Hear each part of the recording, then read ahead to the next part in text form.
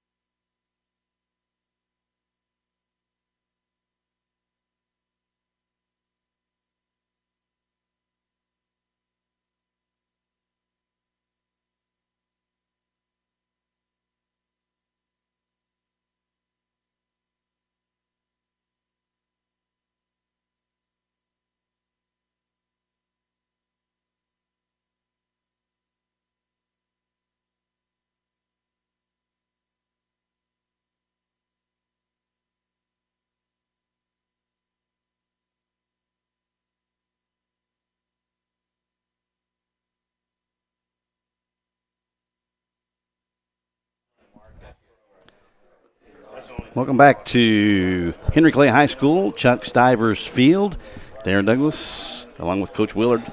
And Coach, I'm going to say Coach Willard from now on since I messed up your first name. But Scott, you and I go way back, so if we tend to pick on each other a little bit, we do have a few years of friendship, though. Oh yeah, from doing basketball, Mm-hmm. and, things like that together. It's been fun. So I'm just getting ready for a good baseball game. And look, in a game like this, it's important for Sayre to get out early and make some good things happen early for themselves and give themselves some confidence that that they can hang in there. They played Lafayette, I think, earlier in the year, and it was like a 10-2, 10-3 game, something like that. But when you get in the regional tournament, you get in the district tournament, you throw all that stuff right out the window. It's what's going to happen today. Well, I think, too, you might see out of Coach Clary's bunch maybe some patience at the plate, maybe make the Lafayette starter, Alex Daniel, throw some pitches, especially early in the ball game. I think they will. They have I think we went through the game with them. We played them in the first round of the district, and they didn't strike out one time against us. So they do a good job of really getting the ball in play and making your defense play the ball.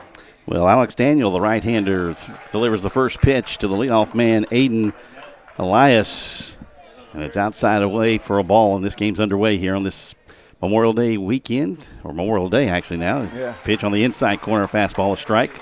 Evens the count of ball and a strike. And again, typical leadoff hitter for Elias, though, taking the first couple pitches to at least get their feet wet and let his teammates in the dugout as he checks swings and goes around a ball and two strikes. But right now, Daniel, he's inside, working inside and out so far with the fastball. Yeah, he is, and he got Elias right there with a little. And he hangs a breaking pitch, and it's lined into center field. So Elias leads the things off with a single for the Spartans. Under Coach Kevin Clary, his first year at Sayre, he's made the rounds pretty much. He's been at Bryan Station and East Jessamine and Lexington Catholic, and now here at Sayre. Yeah, and Elias is the one kid on the team that has the ability to steal a base. Now, Flora here, the left-handed hitter. We'll see how he's going to play bunt early. Bunts it down the first base line. Daniel off the mound and over to Compton. There's one down, but the sacrifice works. So Flora out 1-3 as Elias advances to second base. Now brings up Christian Courtney. And Christian Courtney, during the year, was one of their better hitters. He in the district tournament, I think he had 3 hits in the first game of the district against us. So he's done a really good job of being their run producer. A fastball down from Daniel. Just underway here in Lexington at Henry Clay. The first of 4 here on PrepSpin for you. As Daniel works from the stretch here in the opening inning. And swung on and missed a fastball away. Pretty good fastball from Daniel, and looked like really that Courtney was trying to pull that thing, but right now his job is to get Elias to third, one way or the other. And they're going away on him again. And this one lined into the screen foul to the right of the plate. There is a slight breeze, and it looks like it's kind of swirling, Coach. When I looked out there a minute ago, it was blowing from right center to the left field foul pole. If somebody, there's certain parks here in the 11th region where the ball really seems to go. Now, Henry Clay, it takes a lot to hit a ball out of here. If you can hit a ball out of Henry Clay, you've really struck it well. This one's fouled again to the right, and we'll do the 1-2 again. Well, and this has some uniqueness to it. It kind of sits down the hole. You look down the left field line, and once you get past the foul line, you're going uphill. Right. This one chopped foul. As Sayre really aggressive, though, Coach, but they're also making Daniel throw quite a few pitches here in the first inning. Courtney's done a good job of seeing a variety, seeing his breaking ball, seeing his fastball, and fouling both of them off, just trying to get him timed here. The 1-2 again, and this one swung on and missed. He took a little bit off of that breaking pitch, it looked like, Coach. Yeah, it looks like Daniel's got a couple, a harder breaking slider and then a slower breaking curveball. Well, Daniel has a ERA of 2.81 on the year. He struck out a total of 34 on the year. That makes strikeout number 35 on the season for the right-hander. And a slow breaking pitch away. A ball to the cleanup man at DH. And it's not, with that 2.38 ERA, it's, he's been throwing their district games. He's been throwing against the really good teams. Mm-hmm. This is Mason Stockham, a junior, the designated hitter. Hits this one off the end of the bat. It'll go foul. Nice effort. And he caught it. An outstanding catch by the first baseman, C.J. Compton, to end the inning. And Coach Kevin Clary going to come over to the first base umpire and argue, but I think it was a nice play by Compton. He went out of our view because he went right behind the dugout.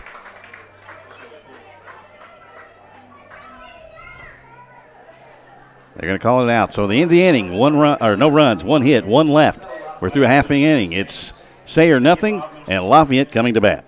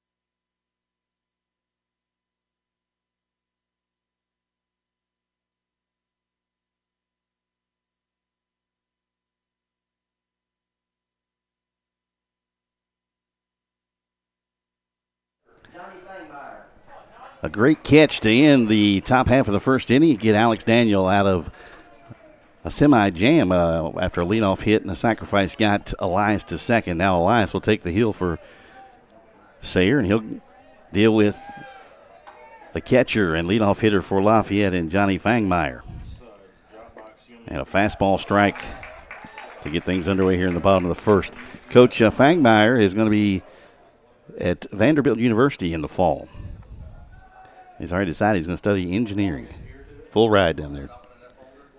Pitch on the away. What a great place to be able to go to school and continue your education. And not only that, but they have an outstanding baseball team. The 1-1 to Fangmeyer is high. A ball and 2 strikes. Umpires for today's game behind the plate is Corey Lyle. First base is Scott Allison. Second base, Dave Bryan. And the third base umpire is Dave Schneider. The 2-1. This one lined into left center field on his horse. And making the catch out there is Josh Young, a sophomore for Sayre. I'm looking here, and Coach, you're talking about how young Sayre is. I'm looking at their roster. They have one senior, and that's John Van Balen. The catcher is their only senior. And, the 2 outfielders there in left and center are both sophomores, and Young and Morgan. Elias, first pitch high and tight to Eckert, the shortstop for Coach Chris Langston. And I tell you, Coach Langston's done a great job at Lafayette. Pretty tough to follow a guy by the name of Steve Chandler, huh? It really is. And, it just seems like year after year after year, Lafayette always puts a quality product on the field. And, it's just been so tough in that district they're in with, the Tates Creeks and the Catholics and the LCAs and Dunbars. I think that, almost every one of those teams has won a region in the last couple of years or won a state championship. The 2-1 now is a strike on the inside corner. He threw a breaking pitch on 2-0 to Eckert to get the first strike on the outside corner. This one, a fastball in the inner half to even the count at 2-2. Eckert batting .345 on the year. Yeah, and you got to know that when you face a team, the quality of Lafayette, that I don't care how hard you throw your fastball, you got to be able to throw your breaking ball for strikes if you're going to have a chance in the game. Fastball just off the outer half, and the Sayre folks wanted that one. This one fouled right back into the screen. As I mentioned, Eckert batting .345. He's got 24 RBIs. That's third on the team for the Generals. The guy on deck leads Lafayette with 37 RBIs on the season and a one-out walk.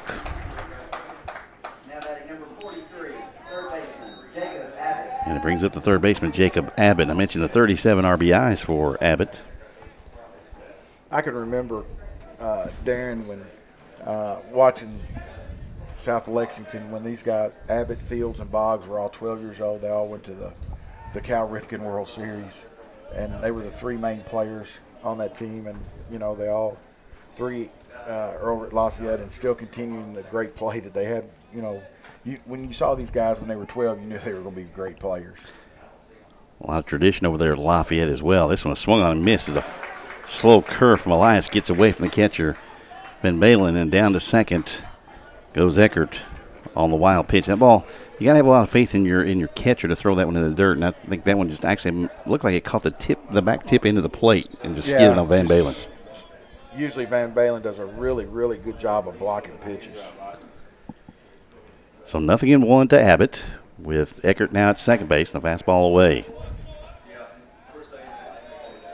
And it's important for Elias to get out of this first inning unscathed and get his feet under him and get a little bit of confidence. And, it seems like right now that he's trying to make that perfect pitch instead of really cutting it loose and letting his stuff kind of take care of itself. He's got good enough stuff, and you just don't have to nibble around the edges or throw that perfect breaking pitch. Well, this region has been blessed with a ton of great pitchers over the years. It really has, from the days of Lafayette with Steve Chandler. And hit by a pitch as that ball came bearing in on him, and not a whole lot he could do there. Did Abbott. And it brings up the first baseman and cleanup hitter, C.J. Compton, who made an outstanding defensive play just out of the view of where we're sitting here in the press box on a foul ball just to the right of his dugout. My sophomore year in high school in 1979 at Shelby County High School, we faced Lafayette in the sectionals, and pitching was Jeff Parrott, so it goes back.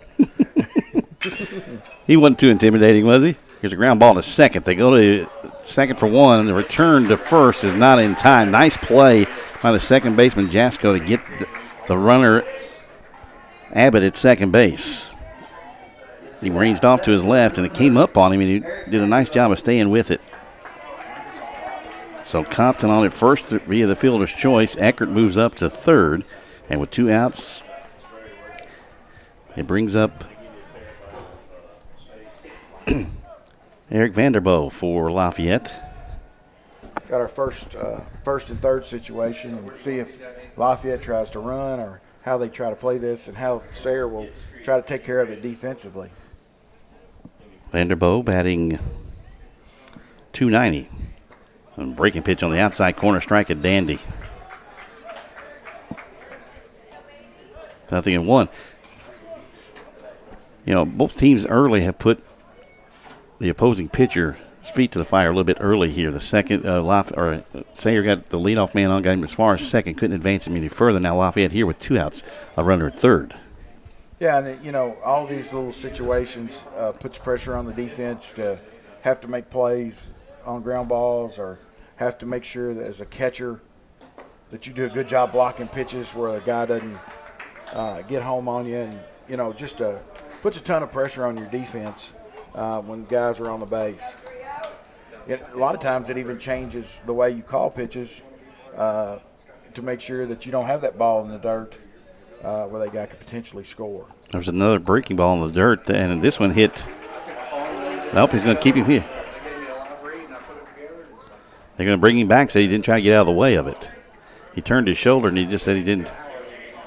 And that quickly came from home plate umpire Kerry Lyle. And he turned his shoulder, but I think it actually looked at the last minute that he turned it. Yeah, and I have a problem with that in the fact that that's a breaking ball, and he's got to stick in there. It wasn't like it was a fastball that was running up and in on him. That was a breaking ball, and you go bailing out on a breaking ball, I think it could break over the plate. So, I have a little problem with that. I don't think he intentionally tried to get hit.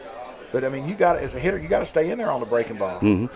And at least he made it quickly, though, as a coach. And then whatever explanation he gave Coach Langston agreed with. They get the runner off and running at first base, and a fake on the throw down from Van Balen. And at second base now is Compton. So 2 runners in scoring position. The pitch was a ball, so it's 3 balls and 1 strike. Now, Vanderbilt knows he's going to probably get a fastball here. He's got to look to really get his hands going quickly and try to drive the baseball. The 3-1 to Vanderbilt. This one grounded right back to the box. Elias will underhand over to Van Balen, and the inning's over. So Lafayette, they get no runs on no hits. There were no Sayre errors. 2 left. We're through 1 here in the 11th Region Baseball Tournament's opening game. It's Lafayette and Sayre. No score. Back with more on PrepSpin.com.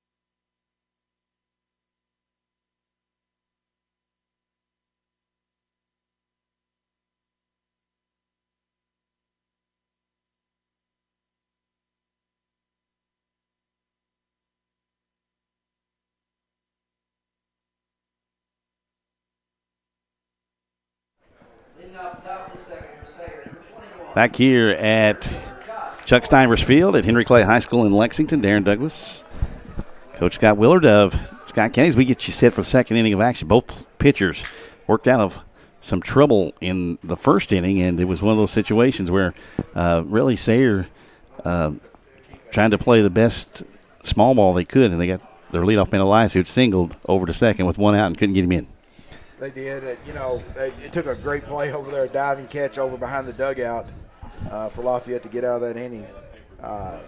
You got Josh Morgan at the plate, their 5 hitters. It's done a real good job for them all year.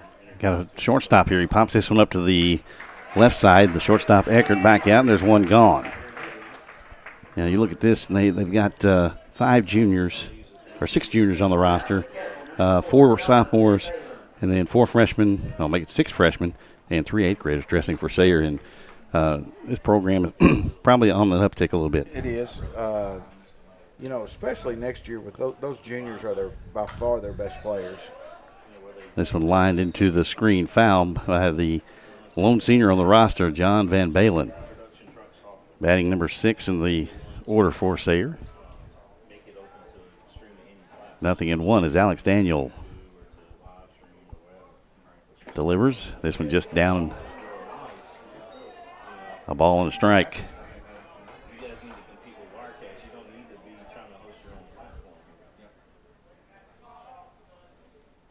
1-1 now to Daniel out and away.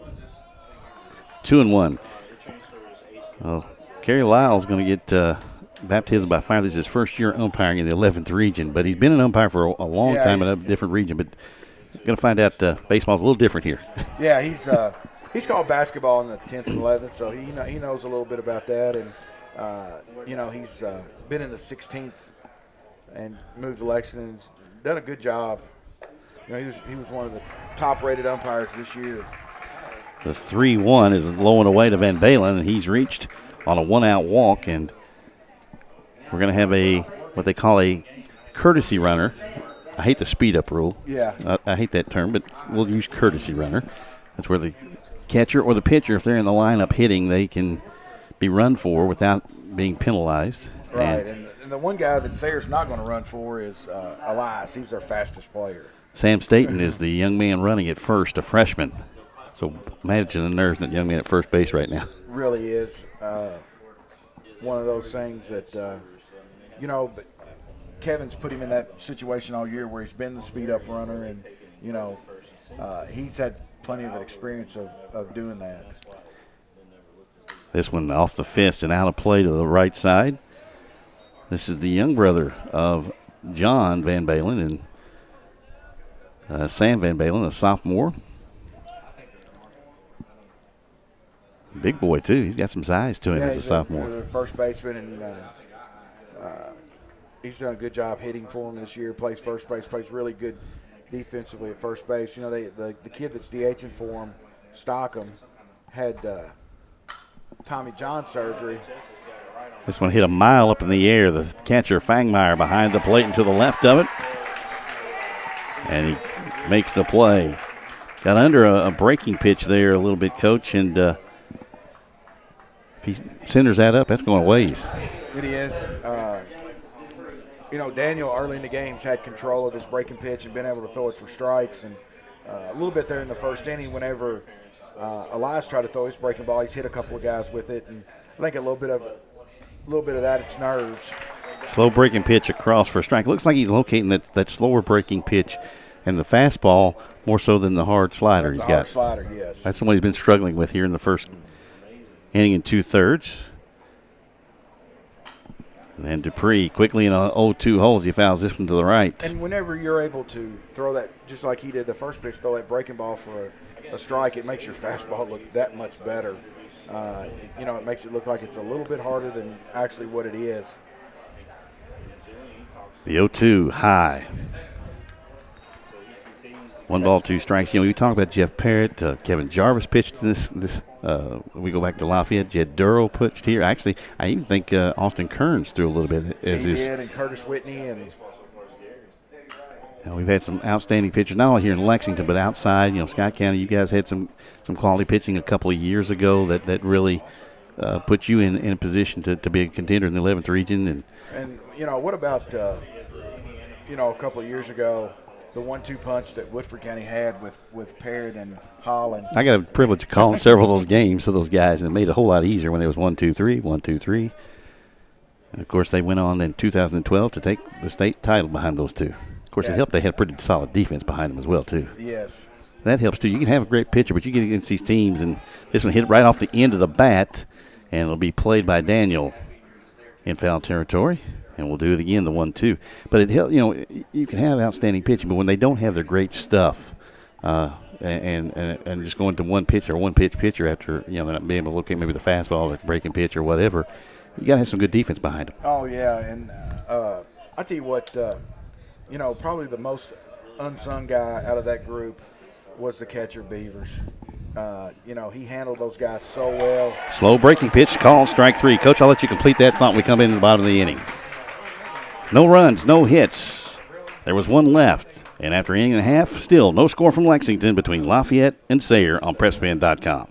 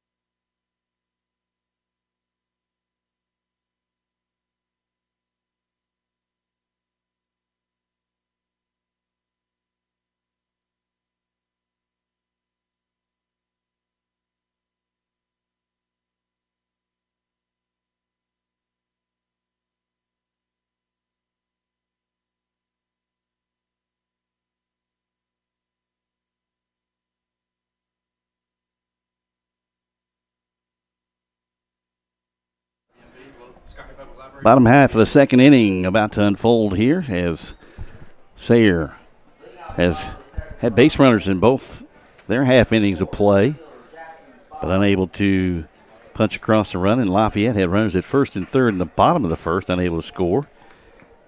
And we're scoreless as we get ready to bat here in the bottom of the second inning. This one lifted into right field on the first pitch. Over to play it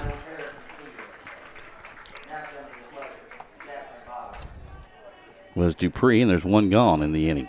So 1 pitch, 1 out. You'll take that if you're Elias. Yes. I'm not sure how many he threw the first inning, but his pitch count was not where it wanted to be in the first inning, and come out and get 1 pitch, 1 out.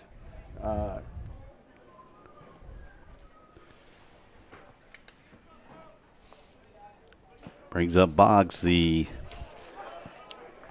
number 7 hitter. He takes a pitch on the outside corner, a strike, I do believe.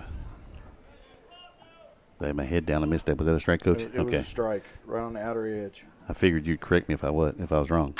This one hit hard to the shortstop. I lost it there, Coach, and that's probably going to be an E6 as the shortstop, Courtney, booted it. And let's see what they do with the scoreboard. I think it had to be an E. Can't give him a hit on that. And hit right at him, and it was an error. So E6 allows Boggs to reach. We were talking about defense, and just so we were trying to complete the thought in the top half of the inning. I'll let you complete right now. An error on the shortstop for Sayre.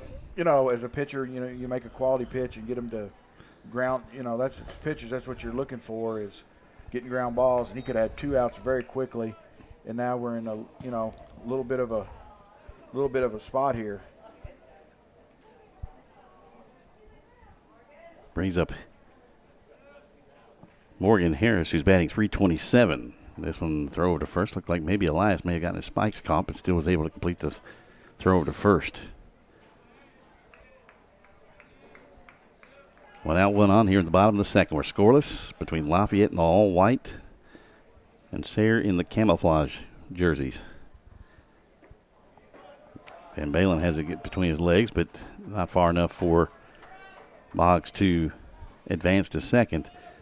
Tell you what, when those camouflage jerseys became in vogue for people to wear, they're okay. Now I look at some of the high schools and colleges going to that old Houston Astros kind of look. It's a little busy for me. Back in the screen. Well, guys that have the build that I do, we can't wear those stripes like that around us. So, I'm not going to get them because I might have to wear them. Yeah, well, I'm not going to say that because I'm right there with you, Coach. 2 balls and a strike now to Harris. And a pitch on the outside corner, strike. 2-2. And for those that don't know, go back and Google the Houston Astros in the 80s. Yeah. Early 80s. With J.R. Richard. J.R. Richard. Didn't look good on Nolan Ryan, but he made it. I wasn't going to tell Nolan that didn't look too good on him. 2-2 now. As they'll throw to first again and chase the runner back. Well, we have a minute. We'll thank some of our sponsors, Rebound Orthopedic and Dr. Lyon over there, Scott County Physical Therapy and Scott County Public Library. And we're going to have an 11th region trivia over the next 3 days and 7 games. Pitch is high. We'll go full.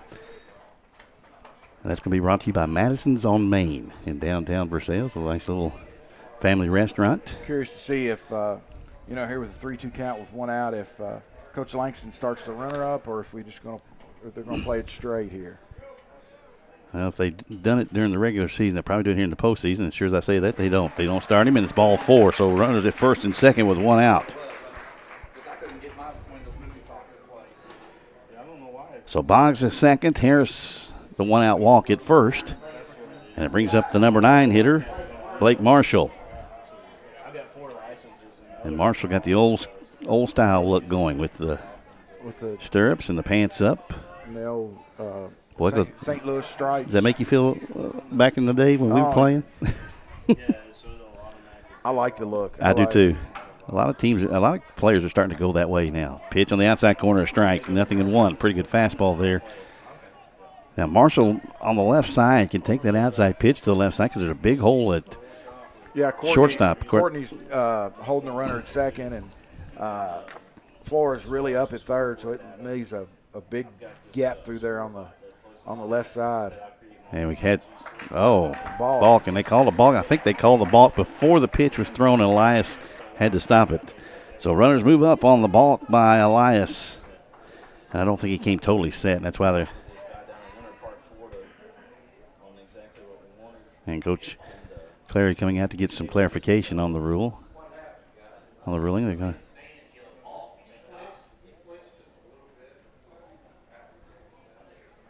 Oh, I thought I may have heard the umpire holler, but that must have been a fan that we heard, Coach. Yeah, somebody yelled balk and either got him for a no stop or a little flinch after he came set. And well, when I heard the word balk, I looked immediately up to see if any of the umpires had their hands thrown up, and nobody did. So that may have come from the stands. But Coach Lyles, explanation to Coach Clary. Got some satisfaction, I assume, because he's back to the dugout. We're ready for action. So now Boggs to second, Boggs now at third. Harris at second on the balk, and it's got Marshall in an RBI situation here. And it's in the dirt and away from Van Balen, but not far enough as Boggs can get a read. Different configuration here by the defense of Sayre. They're playing the right side of their infield back. The ball's if Marshall pulls it and gets it on the right side, they're going to score a run. Now on the left side of the infield, the shortstop and a third baseman playing those guys up. So a little bit of different configuration. What usually see them either all up or all back, but they got half and half. 2-0 pitch swung on and missed. Actually, it's a 1-1 pitch swung on and missed. They got a fastball up, and Marshall had a swing at it like a cleanup guy, though. He had a pretty good rip at a fastball up and out away from him. Now, it's his job right now to shorten up and get it in play and give his team a chance to score a run here. The 1-2 pitch on a fastball on the inside corner, strike three call. A good fastball in the inner half, and it looked like it may have tailed back into the strike zone, and Marshall kind of gave up on it. Yeah, it started out probably off the plate in and came back over the inside portion of the plate. And a big strikeout of Marshall by Elias, and it gets now, though, a pretty tough cat to get out, and Fangmeyer, the leadoff man. Yeah, flew the ball deep to left field last time. It looks like he's sort of an other way type hitter, so they need to be alert over there, short third and left field. Looks like that's the way he likes to go. And they're throwing him that way. They're throwing him away, so he's going away with it. Fastball's up and away from Fangmeyer for ball one. As Coach mentioned, Fangmeyer 0 for 1. He flew out to left to lead off the bottom half of the first inning.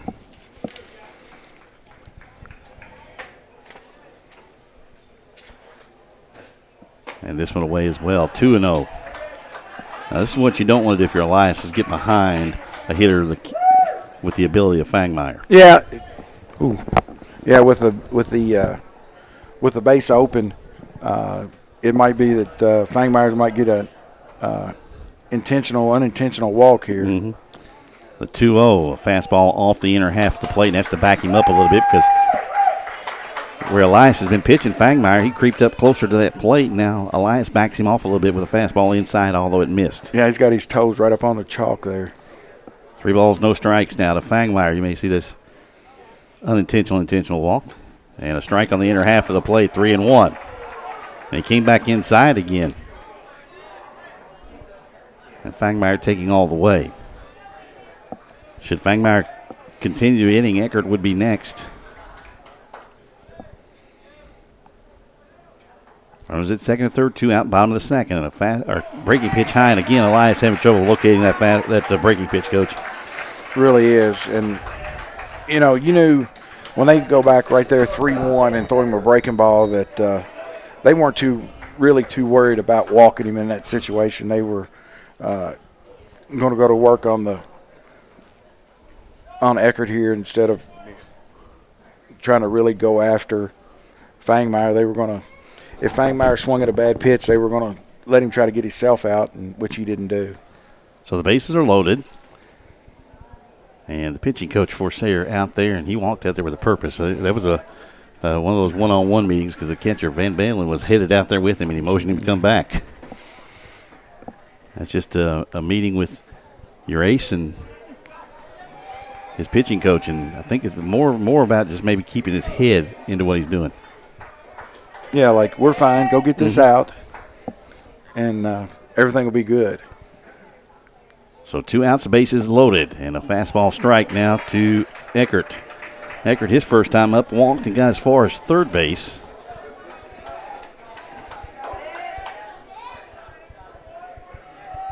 As this is a big moment here early in this game. Elias sets, delivers the 0-1, foul straight back in the screen. He's quickly ahead of Eckert at 0-2.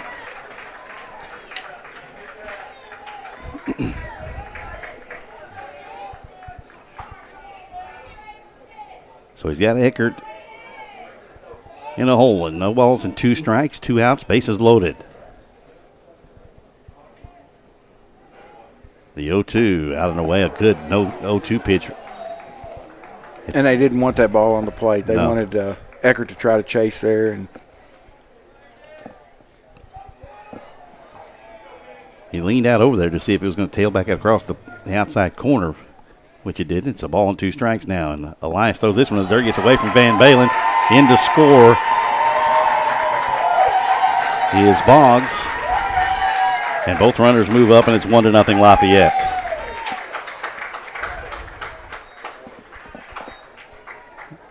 And again, that ball looked like it hit right on the plate and skidded on Van Balen. He got down in front of it, but it just ricocheted off the left side of his chest protector and to the screen. And that's been the one thing that Elias has had a little trouble starting off today, locating his breaking ball.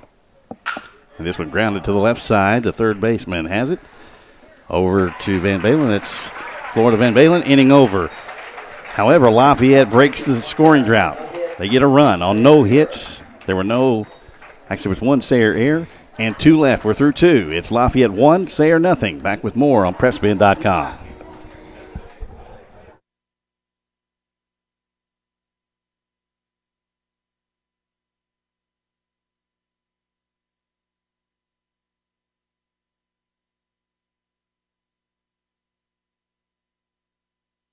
Scott County Physical Therapy is a privately owned physical therapy practice specializing in outpatient orthopedics, sports and industrial rehab, neurological rehabilitation, low back pain, neck pain, and arthritic conditions. Our mission is to provide the highest quality physical therapy to assist each individual and the community at large. Scott County Physical Therapy, a journey to wellness. To contact the physical therapist and Scott County Physical Therapy, please dial 502-863-4242. Scott County Physical Therapy is the title sponsor for Scott County Athletics.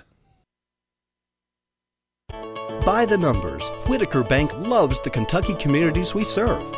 There are 50 Whitaker Bank locations serving Kentucky communities just like mine. 61 Whitaker Bank ATMs throughout Kentucky make getting quick access to cash easy. Whitaker Bank staff serves the needs of nearly 70,000 Kentucky customers every day. We share your passion, Kentucky. Love the bank that loves you back. Whitaker Bank is uniquely Kentucky.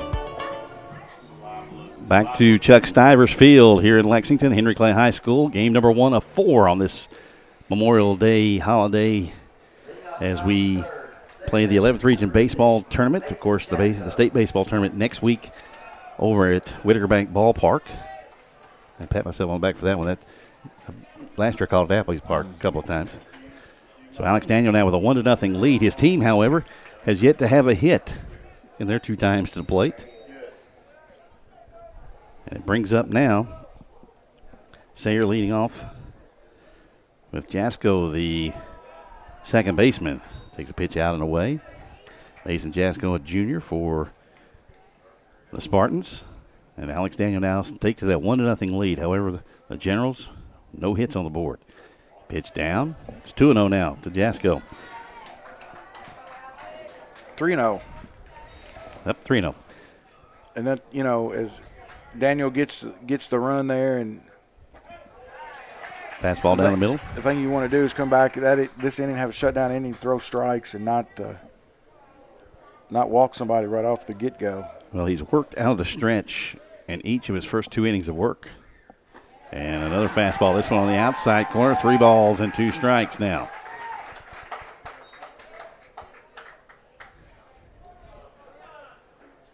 On deck, the leadoff hitter is Elias.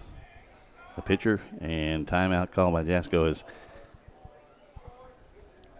Daniel trying to work a little quickly. And the 3-2 now to Jasko. This one fouled out of play to the left. Made sure I parked far away from the field here. It's just really adjacent to the parking lot here. Yeah, those left-handed foul balls is what gets you over there. I made sure I put 3 or 4 cars in between me, and a couple of them really tall. Protect my windshield. This one swung on and missed. So the leadoff man retired here in the 3rd for Sayre. And it brings up the guy who's got the only hit of the ball game for either side, and Aiden Elias. He led off the ball game with a single, was sacrificed to second, but Sayre was unable to get him any further than that.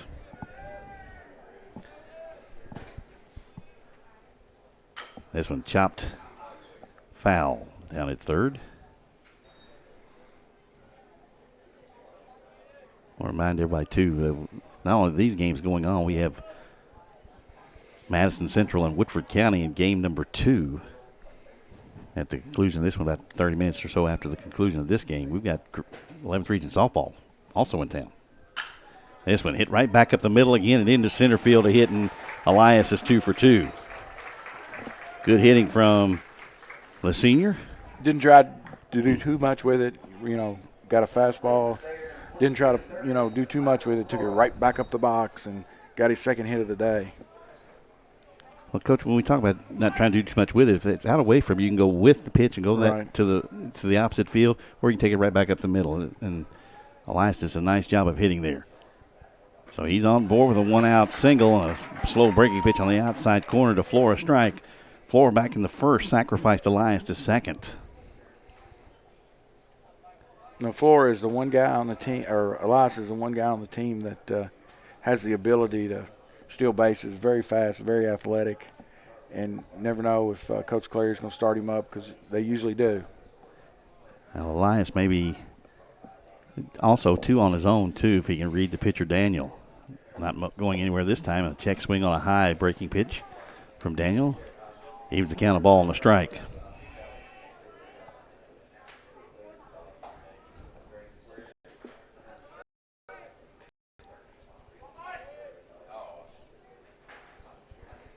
So Flora digs in on the left-hand batter's box. That open stance. Another slow breaking pitch on the outside corner.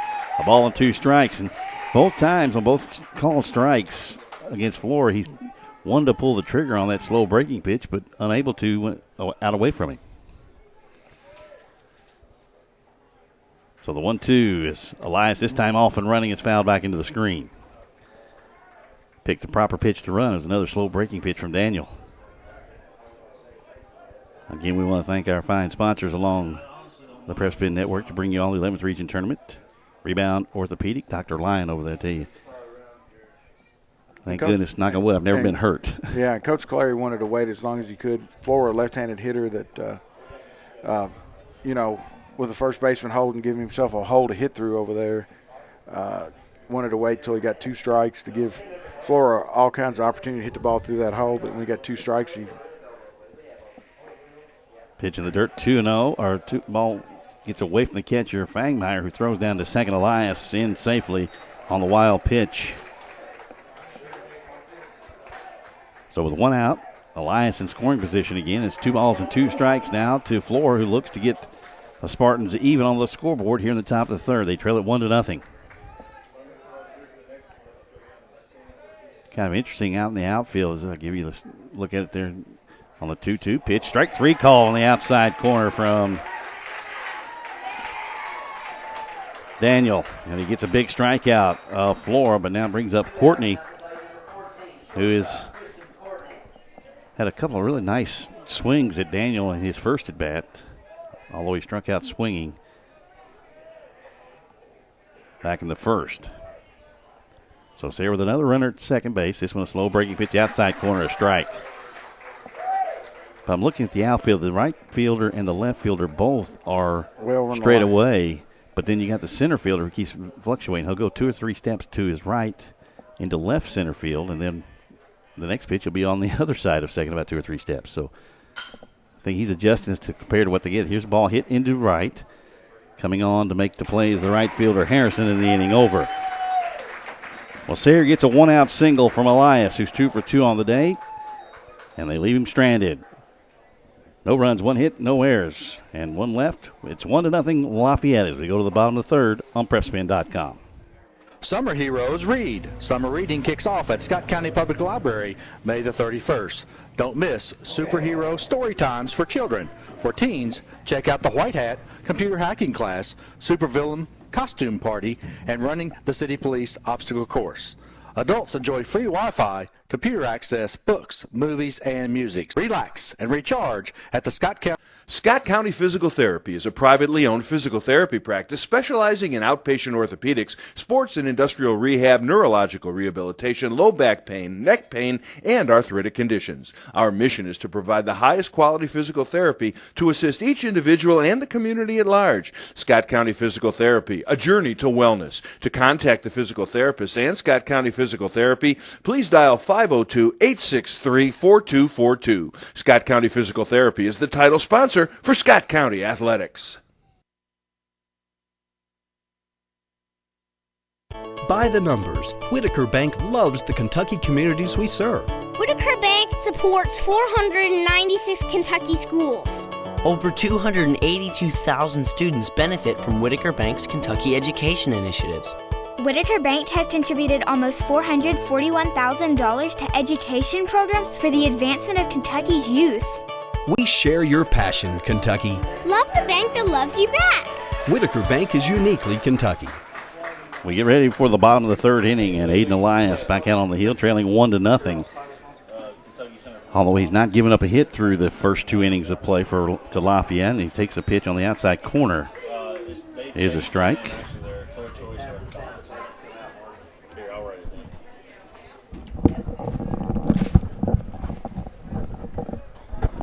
To Abbott, and the pitch down the way, a ball and a strike. Well, Coach Aiden Elias has got to feel like he's doing his part. He's held Lafayette hitless through the first 2 innings, but he's given up that 1 run. Yeah, 1 run unearned. And then, of course, he's gotten both hits for the Spartans of Sayre and got as far as second base. A fastball out away from Abbott. Abbott was hit by a pitch, and it was forced at second on a nice play by the second baseman Jasko for Sayre. Pitch high and eludes Van Balen.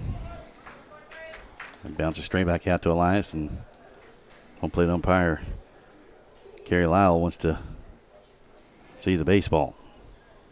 You look out there in the right field corner, it's just out of the shot of our camera here from the press box, but you look at all those guys who have played here, and a couple of them right now, actually one of them in the majors right now, and Colin Calgill, a swing and a miss by Abbott. Yeah, and Walker Bueller's probably going to be one of the top 10 players taken in the Major League draft after this season. Got the win on Saturday for Vanderbilt to put them in the SEC Tournament Championship, and that one just out away from Abbott, ball 4. And Elias wanted that one. So a leadoff walk to Abbott brings up C.J. Compton. Compton reached on a fielder's choice back in the first inning, then stole second.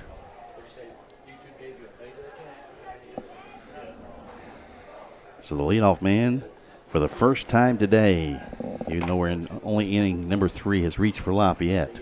So that changes now the way Elias is going to approach this inning.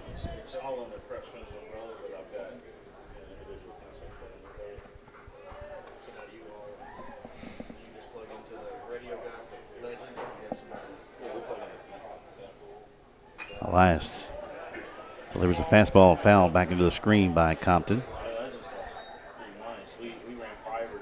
Compton with that same look that Blake Marshall has for Lafayette with the pant legs. Up and stirrups with the stripes on there. And this one in the dirt, Van Balen. Great read by Harrison Fields on that ball in the dirt, move up to second.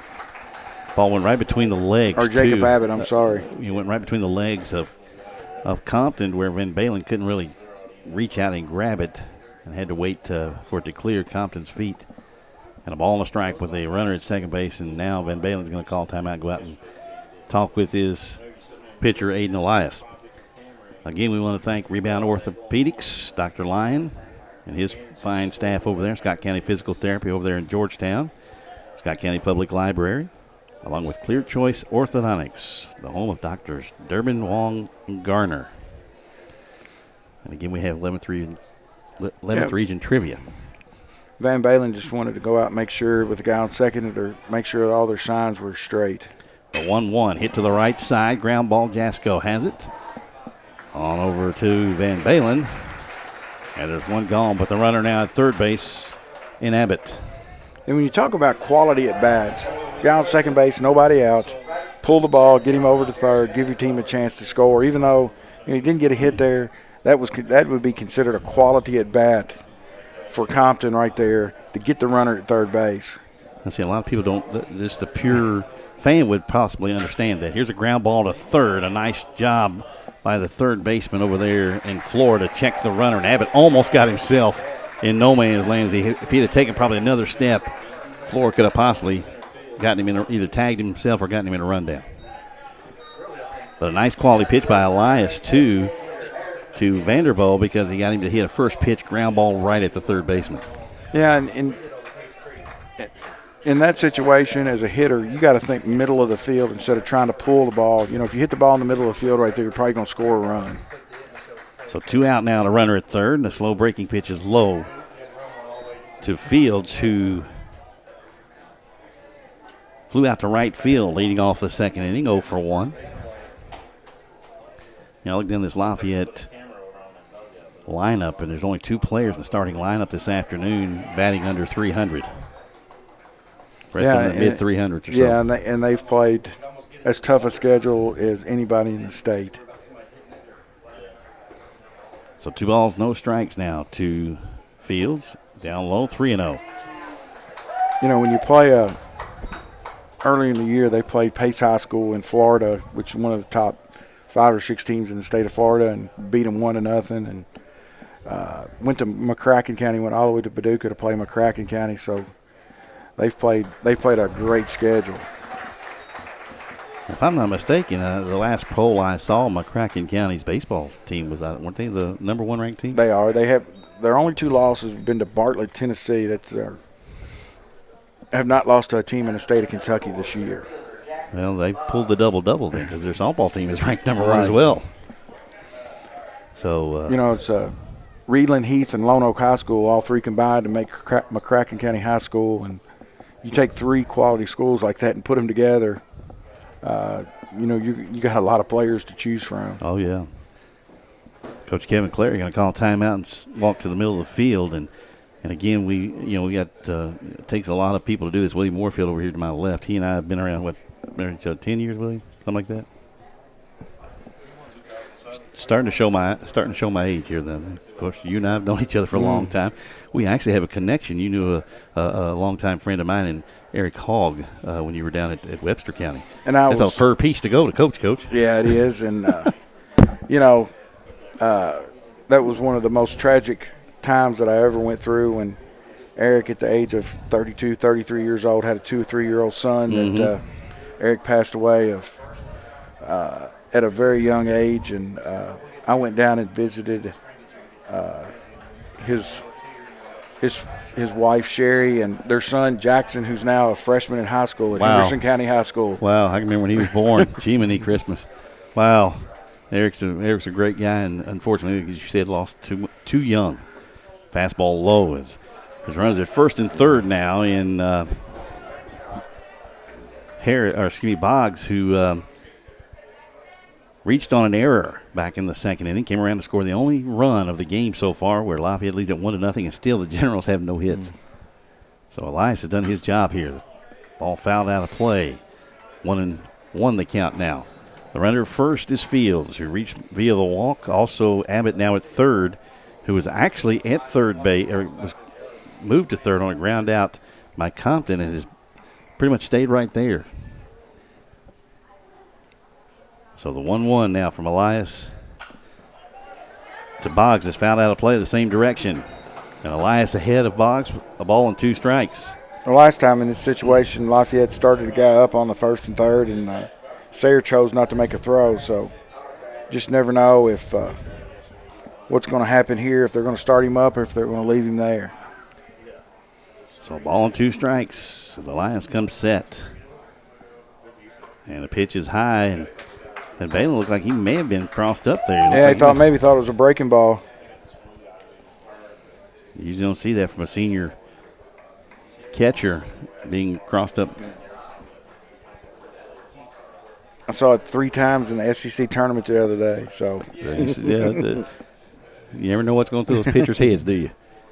2 balls, 2 strikes. The pitch out away from Boggs is spoiled. Pretty good pitch from Elias on 2-2 there. Yeah, breaking ball that Boggs got a piece of. That's the first time probably he's been able to locate that breaking ball where he wanted it. It was started on the outer edge and broke away, and Boggs with 2 strikes has got to go try to hit it. So the 2-ball, 2-strike count. Again coming. This one grounded to the third baseman floor, who charges. Over to Van Balen, inning over. So the 2 walks do not hurt Elias and the Spartans. Lafayette leaves 2. They get no runs, but after 3 complete, the Generals lead over the Spartans 1-0 on PrepSpin.com. By the numbers, Whitaker Bank loves the Kentucky communities we serve. Whitaker Bank supports 496 Kentucky schools. Over 282,000 students benefit from Whitaker Bank's Kentucky education initiatives. Whitaker Bank has contributed almost $441,000 to education programs for the advancement of Kentucky's youth. We share your passion, Kentucky. Love the bank that loves you back. Whitaker Bank is uniquely Kentucky. Summer Heroes Read. Summer reading kicks off at Scott County Public Library May the 31st.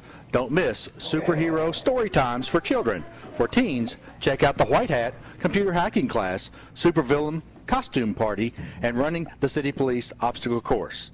Adults enjoy free Wi-Fi, computer access, books, movies, and music. Relax and recharge at the Scott County Public Library. Check us out at www.scottpublilive.org.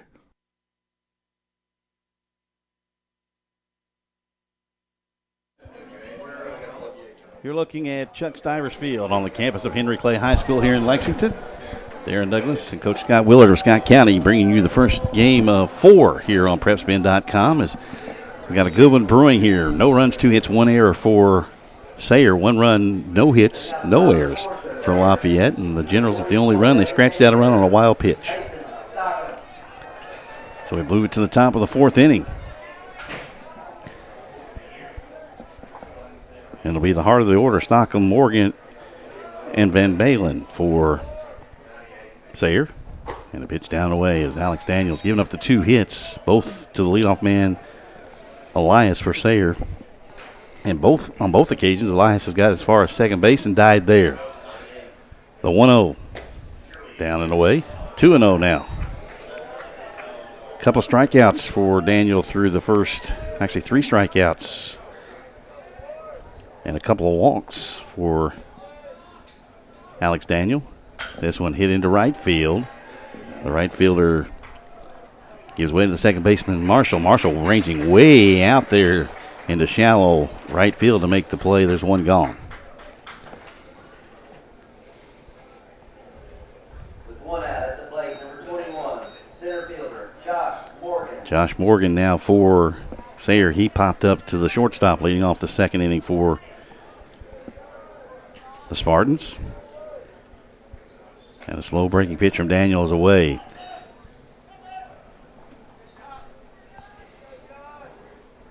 This is the opening game of the tournament. Game 2, as I mentioned, Madison Central, Woodford County. Pitch on the outside corner, strike a fastball. Of course, Woodford, one of the 3 teams that have losing records coming in to this tournament.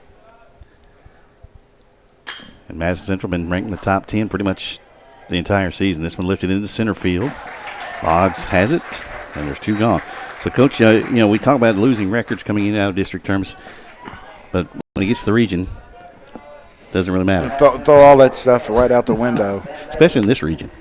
Exactly. Because you never know what you're going to get.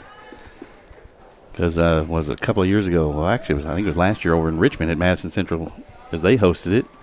First pitch is down and away to Van Balen, who walked back in the second. Where Madison Southern, I think, who was a game under or 2 under 500, upset Bryant Station in the opening round. So anything can happen.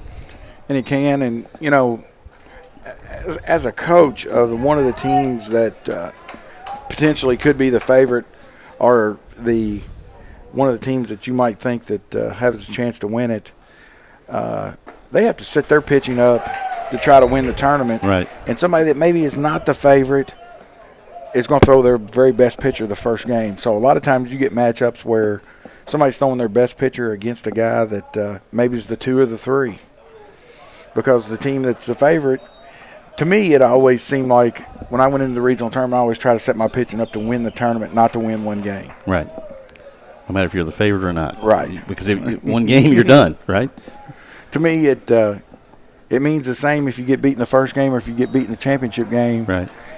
You still didn't win the region. Right. So, and of course, in this region, Coach, you look back and you look, well, just last year, Woodford or 2 years ago, actually had to play Lafayette, and it wound up being a 2-1 game, and it swung on and missed, strike 3. We'll complete that thought when we come back here.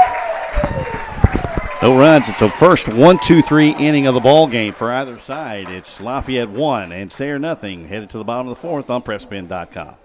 The Kentucky Center for Orthodontics, home of Doctors Durbin, Wong, and Gardner, is now Clear Choice Orthodontics. Why the name change, you ask? Well, we believe that there's only one choice for all your orthodontics needs, and that choice is clear. Clear Choice Orthodontics. We offer a unique level of care for each smile in your family. We also feature the latest in Invisalign technology and Invisalign Teen. Put our award-winning experience to work for you. For a lifetime of beautiful smiles, come visit the most outstanding orthodontist in Kentucky, Clear Choice Orthodontics, home of Doctors Durbin, Wong, and Gardner. Summer Heroes Read. Summer reading kicks off at Scott County Public Library May the 31st. Don't miss superhero story times for children. For teens, check out the White Hat computer hacking class, supervillain costume party, and running the city police obstacle course. Adults enjoy free Wi-Fi, computer access, books, movies, and music. Relax and recharge at the Scott County Public Library. Check us out at www.scottpublib.org.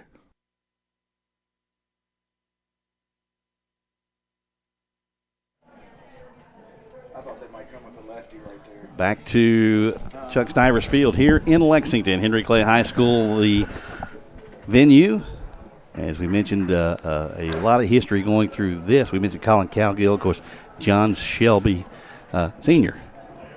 Oh, also yeah. Here. He was probably the first to start this tradition here. And all of his sons now that follow. Yeah, but of course, some of them, a couple of them have been over at Tate's Creek.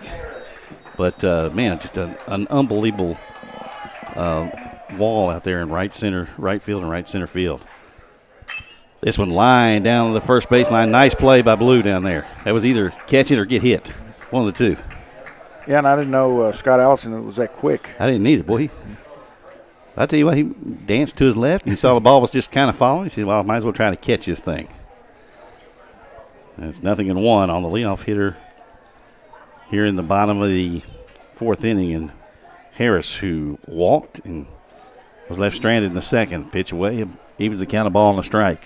Boy, how good has Aiden Elias been today? You know, hadn't given up a hit and got the 2 hits for Sayre. Yeah, and, he's really been in control on the mound against Lafayette. He's had a couple of hard hit balls that were right at some of his defensive players, and he throws a breaking pitch in for a strike. Now, if he starts getting that pitch over, that's going to really make it even tougher for Lafayette.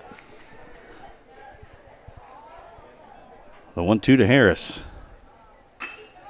Chopped to the left side. Flora cuts it off in front of the shortstop. Nice running throw by the big man. Nice play by the third baseman, Flora. I talk about his release, Coach. Kind of looks unorthodox, but every time he's thrown one over to first base to Van Balen, I think he's hit 4 chances. He's hit him right in the belly button. He's a really good fielder and a really good player. He's their number 2 or 1A pitcher. He threw the district finals against Henry Clay and lost 2-1, and throws from a few different angles and has really got a good breaking ball. So a nice play by the third baseman, Flora, to retire Harris. Brings up Marshall, who was called out on strikes back in the second inning. And it came after a wild pitch played at the game's only run. And it was a perfect pitcher's pitch from Elias. Elias threw a fastball right on the inner half of the plate. The 1-0 to Marshall. This one fouled out of play to the left, and look out. Tell you, I got to have to talk with those people parked down the left field line there. Yeah, they better. Turn your backside around. You turn the back end of your car around. You can still drive with the back window out. Might have to call Flo. Thank you. Get some Progressive insurance down there. I tell you, they're all parked facing the field. The 1-1 to Marshall is down and in. I tell you, though, you look at all that this. I can remember when I used to umpire back in this region, this field had a shorter fence. And really, just had some issues in the outfield where it kind of looked like it rolled. This one lined into left center field. The left fielder on the run, get over his head. Marshall rounds first, heads to second. He's looking at his coach Langston at third. He's going to hold up there with the ball right in front of him. And Marshall's at second base with a 1-out double. Kind of looked like my tee shot off a tee box at any golf course around the area. Immediately took a left turn. I guess if I'm a right-handed golfer, it'd be a hook, wouldn't it? But Marshall out at second base with a 1-out double, and Lafayette now with their first hit of the ball game here in the top of the fourth inning. So 3 1/3. Aiden Elias kept Lafayette at bay as far as in the hit column was concerned. And Elias will check the runner at second. This one fouled out of play to the left, and that one goes right over to the Henry Clay ladies softball field over here, which sits right adjacent to Stivers Field here. Yeah, if you look at you can see the flag out there, the Kentucky flag out there in center field. It's starting to blow hard to left. And the American flag has gotten wrapped around the poles, just kind of hanging there. Chop to the right side. Jasko charges. On to Van Balen. There's 2 gone.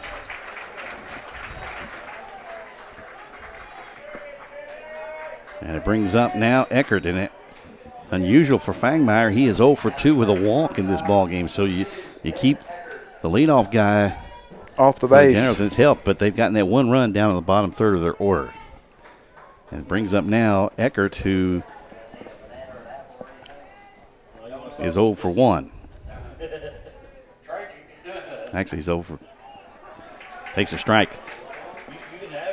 Yeah, 5-3 and a walk. Yeah. That's the thing. Elias has done what he's wanted to do. He's kept Lafayette's potent offense at bay to this point, but he's given up that 1 run. And he's got another one 90 feet away, but 1 out of getting out of this one. In the dirt, nice job by Van Balen to block it. And it's a ball and a strike.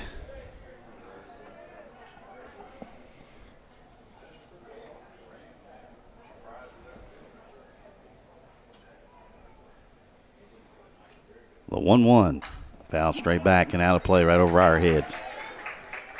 Well, Eckert was a little mad there. He thought he was right on that pitch, just a tad under it.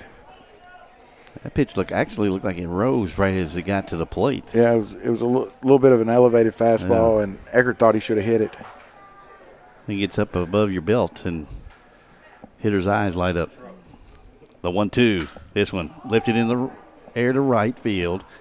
The right fielder Dupree over. Has it. Inning over.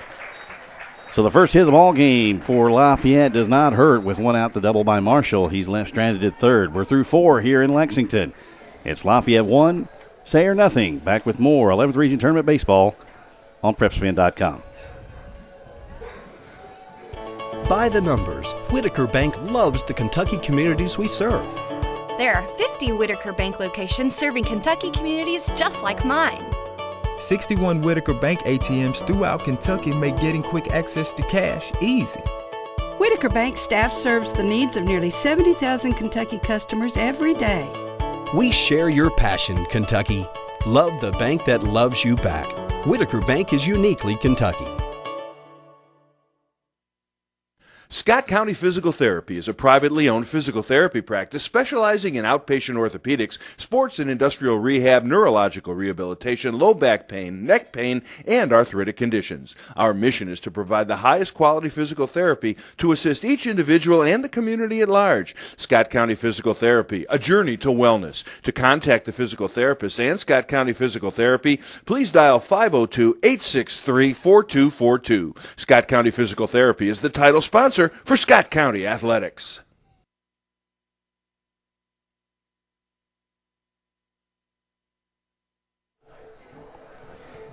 Top half of the fifth inning. Sayre down a run, 1-0. 1 run, 1 hit, no errors for Lafayette. No runs, 2 hits, 1 error for Sayre. It's been a really nice ball game here in the opening game of the 11th Region Tournament. Fastball from Alex Daniel on the outside corner, a strike.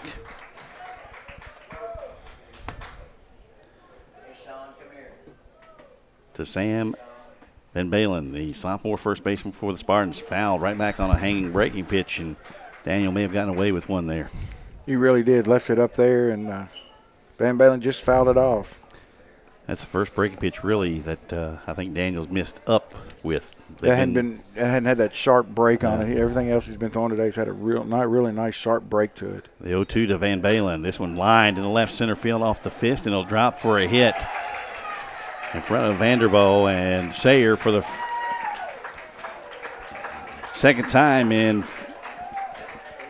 5 innings has the leadoff man on with a leadoff single. Their third hit of the ball game, the first for Van Balen, and brings up Dupree, who's 0 for 1, who was called out on strikes to end the second inning. Again, Coach Clary thinking about a pinch runner over there. Again, our fine sponsors, Rebound Orthopedics, Dr. Lyon and his fine staff, Scott County Physical Therapy, all the fine people over there in Georgetown. I feel like I know everybody about every town we go in out of the 11th region. I've been around so long. Scott County Public Library, Clear Choice Orthodontics, home of Doctors Durbin, Wong, and Garner. And we're here. Actually, he's coming down to talk to Dupree to let him. Talking to him, I guarantee you, about where he wants the bunt placed, what's he want to do with it. Because of the fact that he's the 8-hitter, if you get him bunted over, you got the 9-hitter, and then probably the hottest hitter going right now, Elias, would have a chance to drive. And Balen just back ahead of the tag from Compton. Nice quick move from Daniel. And here comes the pinch runner. Yeah. He was gonna give Van Balen one opportunity, and then he said, no. He almost got picked. And, of course, isn't that the way it goes, though? It's always on the runner, never the first base coach. Yeah. Who may have fallen asleep. Actually, we'll get the courtesy runner in that they usually use for the catcher, Van Balen. He's coming in for his brother Sam this time. It's going to be Sam Staten. So Staten, the runner over at first now. So you go young for younger. You replace the sophomore at first base running with the freshman Staten. And the throw over there really probably was not to pick him off. It almost did. But a lot of times you want to see if the guy's going to square the bunt. Slow breaking pitch outside corner, a strike to Dupree. Dupree struck out looking, as I mentioned, back in the second inning. But on that very same pitch, he just got called for strike one, a slow curve. The 0-1 as the runners, this one bunted to third, and man, I tell you, the third baseman Abbott was right on top of him. He could have told you what he had for breakfast this morning. It was so close. And if you're Abbott, if Dupree slug bunts, your heart is in your shoes because he was so close. And then here Lafayette, they had a mistake defensively because nobody was covering third, and Abbott was so close. Yeah, a lot of times on that, either the shortstop's got to rotate over, or when the catcher sees the third baseman fielded, he's got to roll down to to cover third. And Staten actually, if he looks up, could be standing at third with one out. This one hit hard to the right side. A hop goes over the glove of Compton. Staten will round the bag and be held on a nice throw in from right field by Harrison. But a bullet hit between second and first. Compton got over there, and it took a hop off the lip of the grass into right field for a hit. So Dupree was able to get Staten over to second base. And now it brings up the guy that's got 2 of the 4 hits, and Aiden Elias, and he's had a couple of nice at-bats against Daniel in the first and the third inning. He really has, and the one thing about Elias, if he hits a ground ball, he's the fastest player on the team. He's very tough to double up. So Staten, the pinch runner at third, the tying run. Jasko with a single, the runner at first. Elias hits it into right field, a hit, and he's 3 for 3, giving up only 1 hit. And Sayre's tied it here in the top half of the 5th inning with the go-ahead run in Jasko at second. And Sayre making some serious noise here in the 5th inning. And what has turned out, what was a beautiful start to the morning, it has all of a sudden become a little cloudy. But it's 1-1. And now brings up Flora, who's 0 for 2. Actually 0 for 1. He had a sacrifice bunt in the first and then struck out looking. Back in the third, he swings and misses the first pitch. And a pretty good off-speed pitch from Daniel. As the favorite, Lafayette is, as time goes on and this game's 1-1 in the 5th, the pressure starts to mount a little bit on them. Hey, we're supposed to be winning here. And we look up and it's the top of the 5th and they're tied with us 1-1 with a couple of guys on base. Now, this is not a bad Sayre ball club. I mean, it's really good. They don't get the recognition maybe some of the other schools here in the city get because they are so small. But they've actually had some pretty outstanding athletic programs. And they've got really good baseball players this year, and they'll have good baseball players again next year. So, just not a traditional power like Lafayette. Lafayette's been ranked in the top 5 all year, and. Pitch down away from Flora, evens the count, a ball and a strike, and Flora's got that left foot right up on what used to be the chalk. I mean, he's right there on that inner half of the plate, and Fangmeyer and Daniel trying to work him inside. Now they're going away with this one. Slow breaking pitch out away from him, 2-1 now. And what's that do with a batter that gets right up on the plate, Coach, to the psyche of a pitcher? Well, you think about, can I come in? If I do come in, am I going to hit the guy? So a lot of times you just throw away because you don't want to take the chance of hitting a guy when you throw in. So the 2 balls, 1 strike pitch to Flores down low. The runners were started, now they go back, and now they got everybody hung up. Safe at second is Staten. Now Elias is hung up between first and second. He'll be out.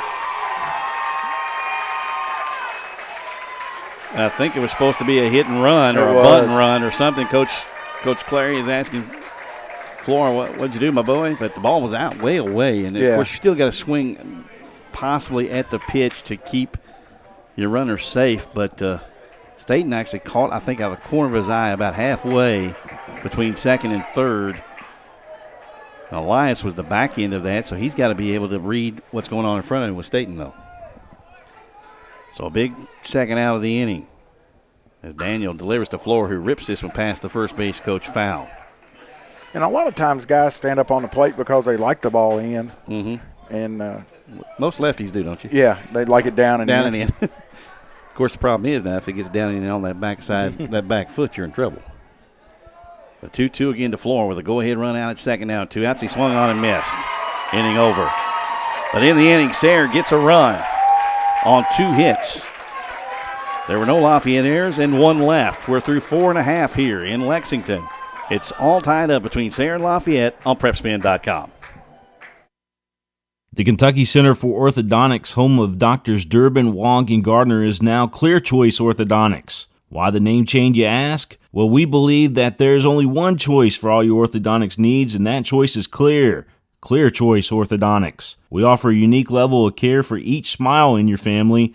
We also feature the latest in Invisalign technology and Invisalign Teen. Put our award-winning experience to work for you. For a lifetime of beautiful smiles, come visit the most outstanding orthodontist in Kentucky, Clear Choice Orthodontics, home of Doctors Durbin, Wong, and Gardner.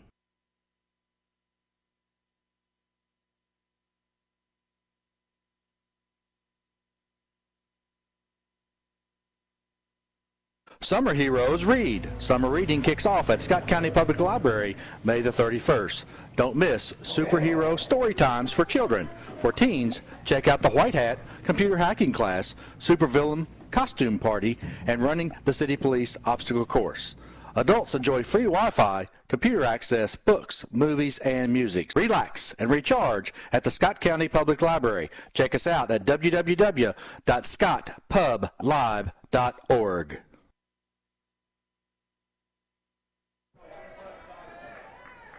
Well, Aiden Elias back out on the hill for Sayre. He gives a first pitch strike to Abbott, who squared the bunt and then pulled the bat back and took a strike on the outside corner. But now he's got to do two things. Number one, his team's got him back even at one run apiece, but he's got to get his head screwed on straight because of a missed sign in the top half thing that he got caught in a rundown. Yeah, it was not his fault. You know, Elias has done everything. He's gone 3 for 3 today and given up one hit. So, you know, I know he's feeling pretty confident out there, and he's out there. He's throwing it really well. Going right through the teeth of this Lafayette lineup here in the bottom of the fifth. 3, 4, and 5 for the Generals. This one lined out to right field. Dupree comes in, and boy, it made it look tougher than it was because the ball hit right at him. But that's usually the toughest play to make for an outfielder, is a line drive right at you. It is. You don't know. Up, down, if it's going to dive on you or whatever. So one man out in the inning.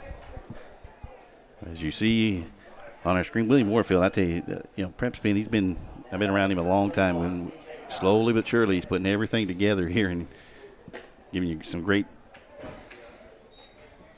sights as far as the field here is concerned at Chuck Stivers Field. This is C.J. Compton, who's 0 for 1. He hit a rocket at the second baseman, Jasko, who it kind of dove down at the last minute on a ground ball, and Jasko made a nice play to throw him out at first base back in the third inning. Boy, Elias really wanted that pitch. That looked like it caught the inside half of the plate and didn't get it, but he's got to shake that off and come right back out and get a strike right here. The 2-0 pitch to Compton swung on and cued it up right off the end of the bat. Looked like maybe taking a little bit off of that pitch. And Compton fouled it off. 2 balls and a strike now to Compton. Again, this is the first of 4, should Mother Nature allow us to play today. The 2-1. Inside, 3-1.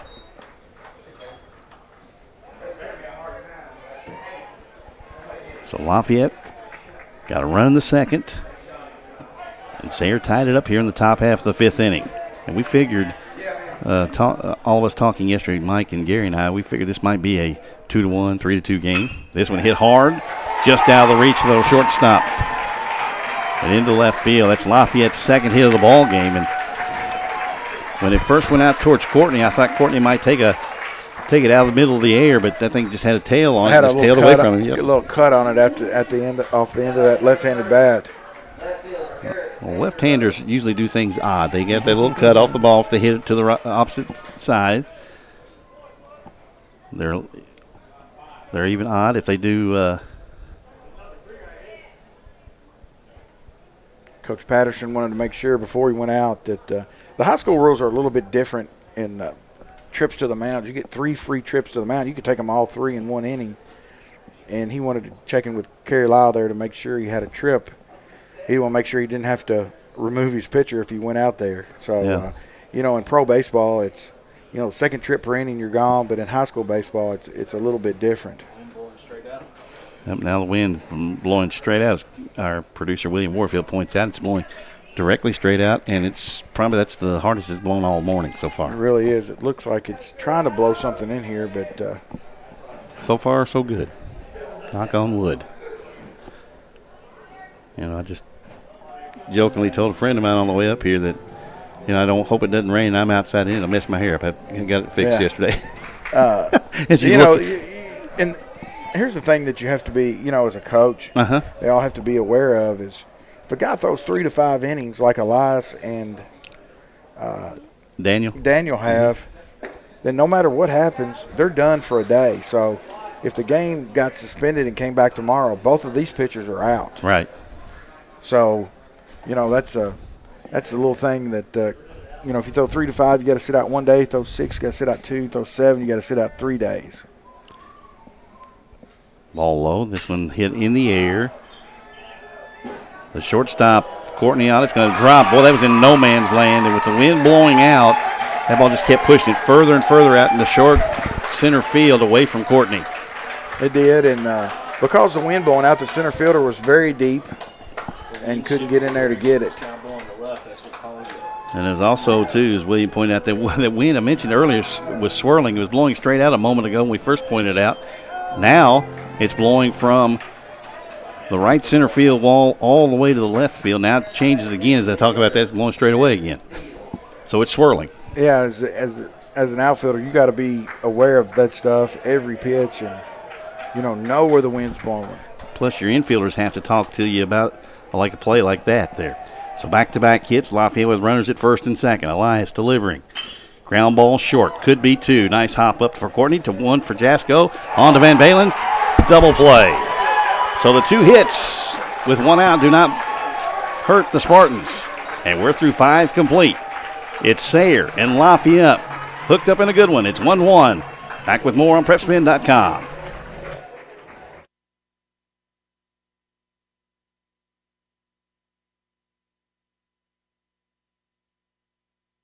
Scott County Physical Therapy is a privately owned physical therapy practice specializing in outpatient orthopedics, sports and industrial rehab, neurological rehabilitation, low back pain, neck pain, and arthritic conditions. Our mission is to provide the highest quality physical therapy to assist each individual and the community at large. Scott County Physical Therapy, a journey to wellness. To contact the physical therapist and Scott County Physical Therapy, please dial 502-863-4242. Scott County Physical Therapy is the title sponsor for Scott County Athletics. By the numbers, Whitaker Bank loves the Kentucky communities we serve. There are 50 Whitaker Bank locations serving Kentucky communities just like mine. 61 Whitaker Bank ATMs throughout Kentucky make getting quick access to cash easy. Whitaker Bank staff serves the needs of nearly 70,000 Kentucky customers every day. We share your passion, Kentucky. Love the bank that loves you back. Whitaker Bank is uniquely Kentucky.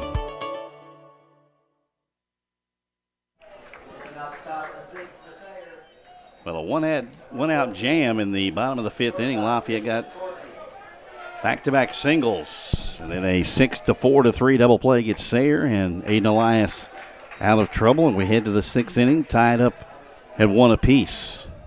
And the first pitch to the leadoff man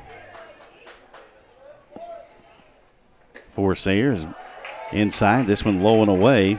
Looks like first 2 pitches there that Take's going to be on here, but it looks like Daniel's trying to overthrow a little bit. Do you think maybe he's trying to make the perfect pitch now here as we're late in the ball game and he's tied?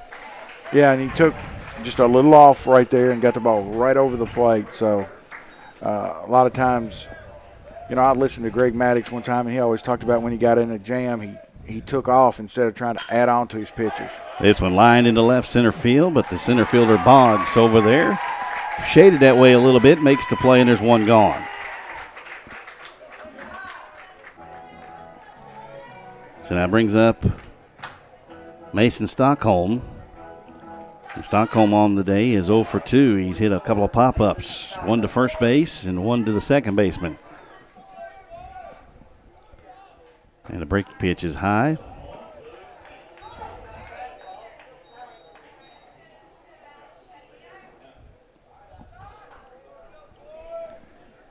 The 1-0. Breaking pitch. This one get in there for a strike.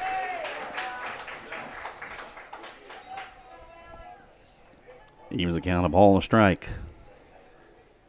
Daniel working fast. This one hit in the air to left field. Vanderbilt angling over that way, and the wind took it and played with it, took it a little bit deeper there. Did a good job of staying with it because he was doing the 1-2 cha-cha-cha out there on the left. Think about this. Ball hit down that left field line like that. If it goes into foul territory and that wind playing with it, now Vanderbilt's not going to worry about the wind and keep an eye on the ball. Now he's going to worry about that hill. Yeah, the hill and left. And that'd be interesting. But the fly out to left by Stockholm, who's 0 for 3 now. And the first pitch, a strike to Morgan, who's also 0 for 2. Pop up to the second baseman and fly out to left. Down low.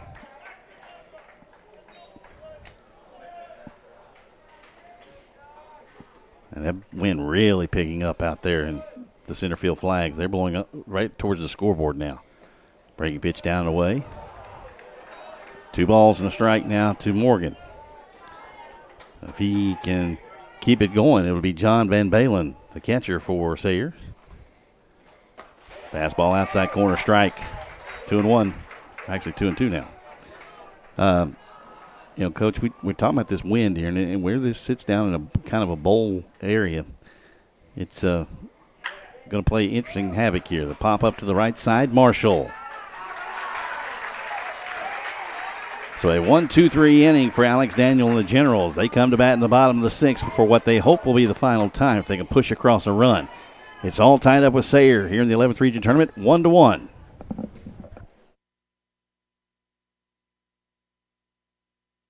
The Kentucky Center for Orthodontics, home of Doctors Durbin, Wong, and Gardner, is now Clear Choice Orthodontics. Why the name change, you ask? Well, we believe that there's only one choice for all your orthodontics needs, and that choice is clear. Clear Choice Orthodontics. We offer a unique level of care for each smile in your family. We also feature the latest in Invisalign technology and Invisalign Teen. Put our award-winning experience to work for you. For a lifetime of beautiful smiles, come visit the most outstanding orthodontist in Kentucky, Clear Choice Orthodontics, home of Doctors Durbin, Wong, and Gardner. By the numbers, Whitaker Bank loves the Kentucky communities we serve. Whitaker Bank supports 496 Kentucky schools. Over 282,000 students benefit from Whitaker Bank's Kentucky education initiatives. Whitaker Bank has contributed almost $441,000 to education programs for the advancement of Kentucky's youth. We share your passion, Kentucky. Love the bank that loves you back. Whitaker Bank is uniquely Kentucky.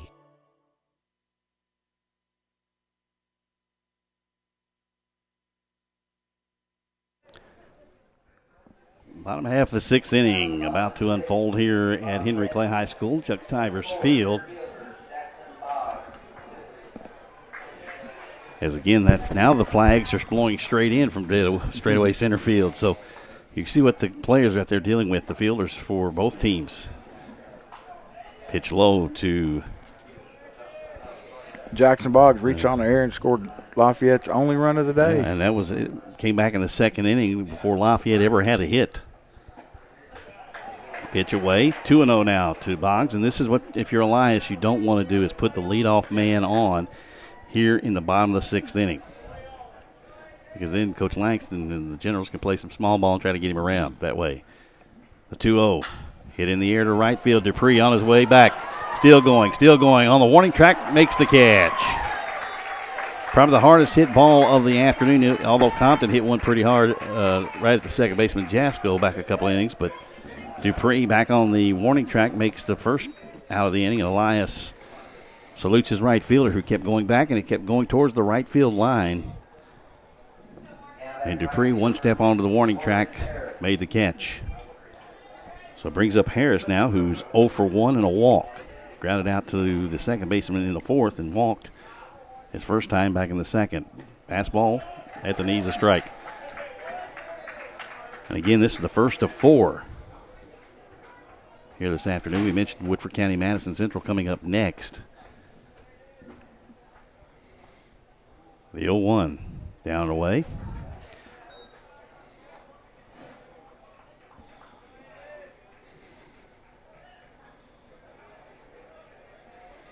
It'll be LCA and Western Hills.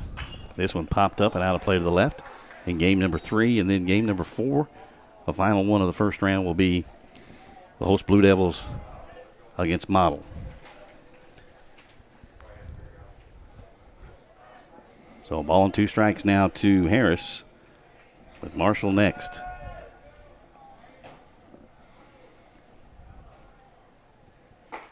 Boy, he just missed with the fastball outside. And the Sayre folks always get chirping out of the dugout on those. Oh, yeah. I do that. Yeah, you hear that was close. We had a pretty good view of it. This is outside, though. 2-2.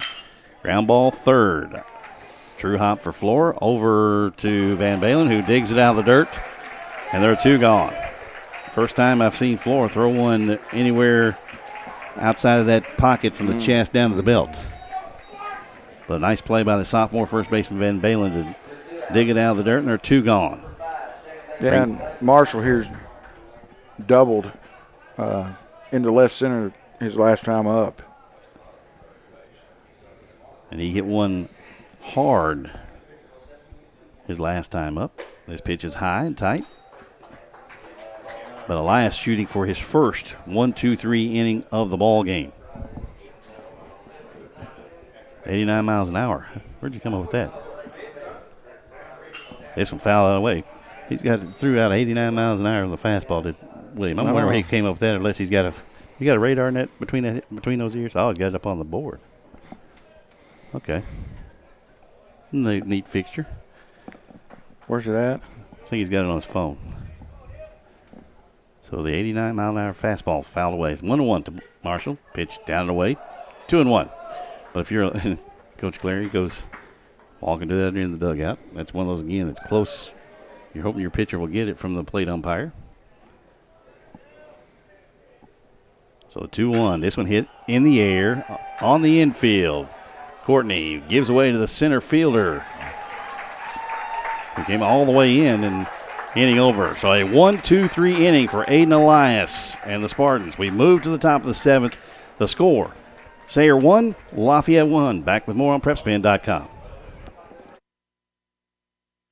By the numbers, Whitaker Bank loves the Kentucky communities we serve. There are 50 Whitaker Bank locations serving Kentucky communities just like mine. 61 Whitaker Bank ATMs throughout Kentucky make getting quick access to cash easy. Whitaker Bank staff serves the needs of nearly 70,000 Kentucky customers every day. We share your passion, Kentucky. Love the bank that loves you back. Whitaker Bank is uniquely Kentucky.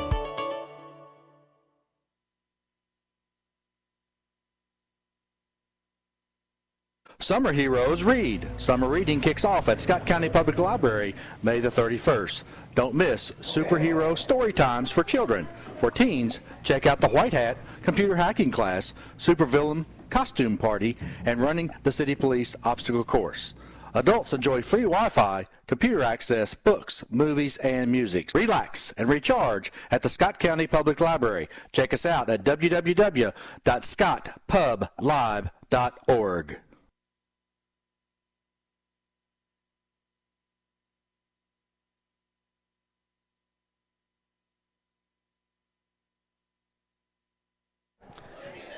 Well, we move to the top of the 7th inning, and what has been a good one between Lafayette and Sayre. We're all tied up at 1. It'll be the bottom third really coming up for Coach Clary and his Spartans. And this one lined into center field. A base hit on the first pitch by Van Balen. And Balen with his first hit of the night. He's now 1 for 2, and see if we get the courtesy runner for Sayre.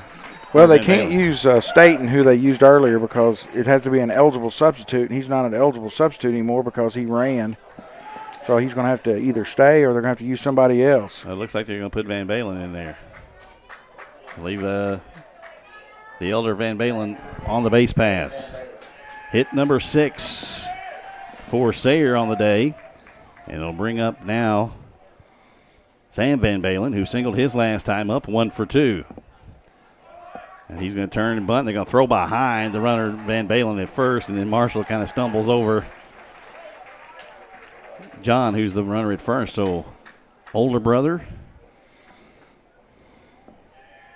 safe at first, and the younger of the two Van Balen brothers will look to sacrifice his older brother to second. I wonder how many times that's happened in the backyard. Probably plenty. I was going to say, was sacrificing? No, fighting maybe. Yeah. I can speak because I'm the older of three. So, but they're both built about the same.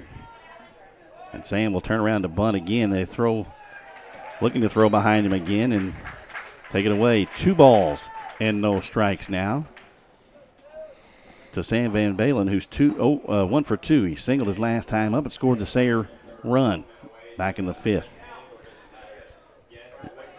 Three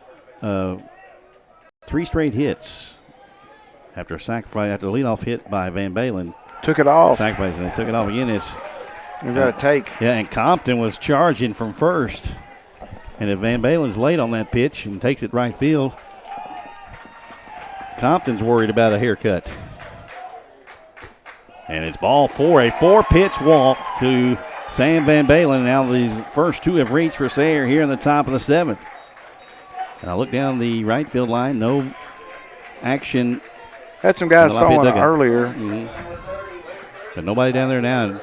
Coach Chris Langston on his way out of the first base dugout. And now I noticed this they mentioned this on a college telecast the other day. You got meetings all over the place. And quickly Alex Daniel coming out. So Alex Daniel's day is done. And we have a new pitcher for Lafayette. And while he warms up, we'll take a 30-second timeout here on PrepSpin.com. The Kentucky Center for Orthodontics, home of Doctors Durbin, Wong, and Gardner, is now Clear Choice Orthodontics. Why the name change, you ask? Well, we believe that there's only one choice for all your orthodontics needs, and that choice is clear. Clear Choice Orthodontics. We offer a unique level of care for each smile in your family. We also feature the latest in Invisalign technology and Invisalign Teen. Put our award-winning experience to work for you. For a lifetime of beautiful smiles, come visit the most outstanding orthodontist in Kentucky, Clear Choice Orthodontics, home of Doctors Durbin, Wong, and Gardner.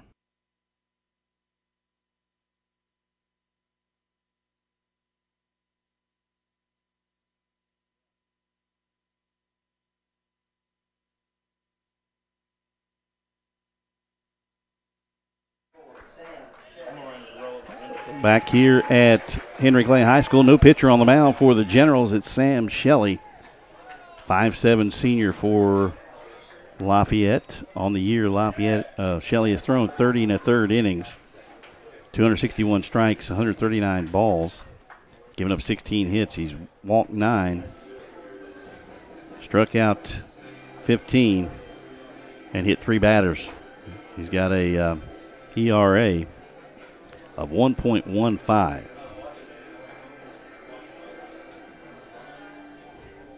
And on the year, he is 3-0 with 5 saves. Of course, this is not a save situation for Shelley, but right now, who Coach Willard and I thought coming in, we mentioned in the pregame, this Lafayette may be the pre-tournament favorite, although it's pretty close between them, LCA, I think, Madison Central. Probably throw Henry Clay in there. But right now they're on the ropes here with nobody out, top of the 7th inning in a 1-1 game, and the first 2 batters have reached for Sayre. And the job of Dupree right now is to get the bunt down. He's going to have to do it probably with Compton and maybe Abbott breathing right down his neck. Compton in on the grass right now. Abbott halfway between the bag and the grass at third. Looks like Abbott's staying at home, so the bunt's down the third base line. It's up to Shelley to cover the third base line, the pitcher. He'll step back and change their bunt coverage. They might run the wheel play where both of them charge and the shortstop has to go over and cover third. If that's the case, the shortstop's got a long way to go because he's right now directly behind the runner at second in Van Balen. And Dupree calls timeout and it'll take 35 minutes to play this batter or cat and mouse game. Or at least get the first pitch, right? And again, step off again. Yeah, Shelley backs off the mound. He's done everything in the world to speed up the game of baseball, but when he gets to a situation like this late in the game, no time clock. Popped this one bunted straight up in the air, And the third baseman, Abbott, has it as Dupree and Fangmeyer collide, the catcher and batter. But Abbott there, and there's one gone. Pretty good pitch from Shelley, though. The pitch was up. It was a fastball up, and Dupree couldn't get the bat high enough, the barrel high enough to get the bunt on the ground. Yeah, and in the coverage they used, where they did charge both of them, and the shortstop had a long way to go, but popped the bunt up. Now you got Jasko, who singled through the right side last time. That's the toughest thing to do, Elias, especially as a younger player, is to try to get a bunt down in a situation like this, but you got to bunt a strike, and that one was up. And again, Shelley up, this one a ball. Jasko 1 for 2. He struck out swinging back in the third and then hit a rocket between the first baseman and second baseman for a single his last time up back in the fifth.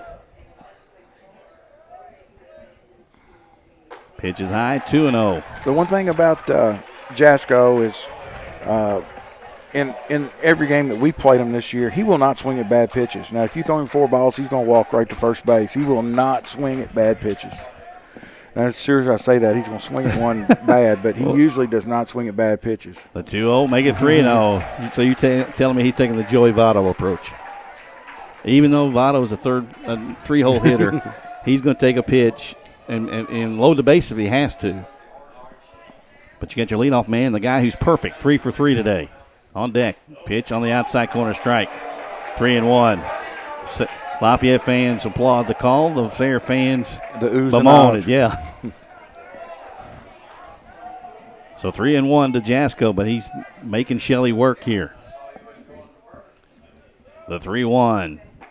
Right down Broadway. Makes it 3-2. Looks like the take might have been on the first pitch, but I think Jasko looking for something in a spot away from him, and he got it on the inner half. Don't be surprised if Sayre doesn't start him up right here. The 3-2 pitch from Shelley to Jasko. Hit hard into right field, a hit.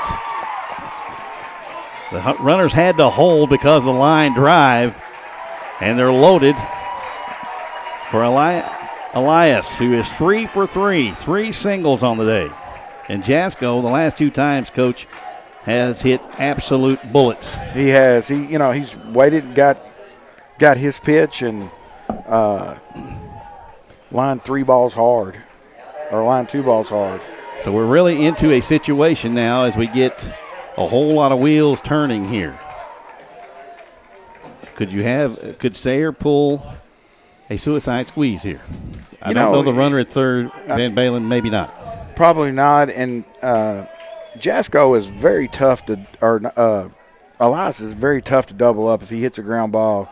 They're going to come out and talk about it where they want to try to play their middle infield and if they want to try to have everybody up. Well, we'll keep it right here, and I'm going to give you – we got 11th region trivia this week, Coach, and I was going to give it earlier in the game, but we ran into some situations where we didn't have enough time, but give it now. We'll give the answer in the bottom of the inning.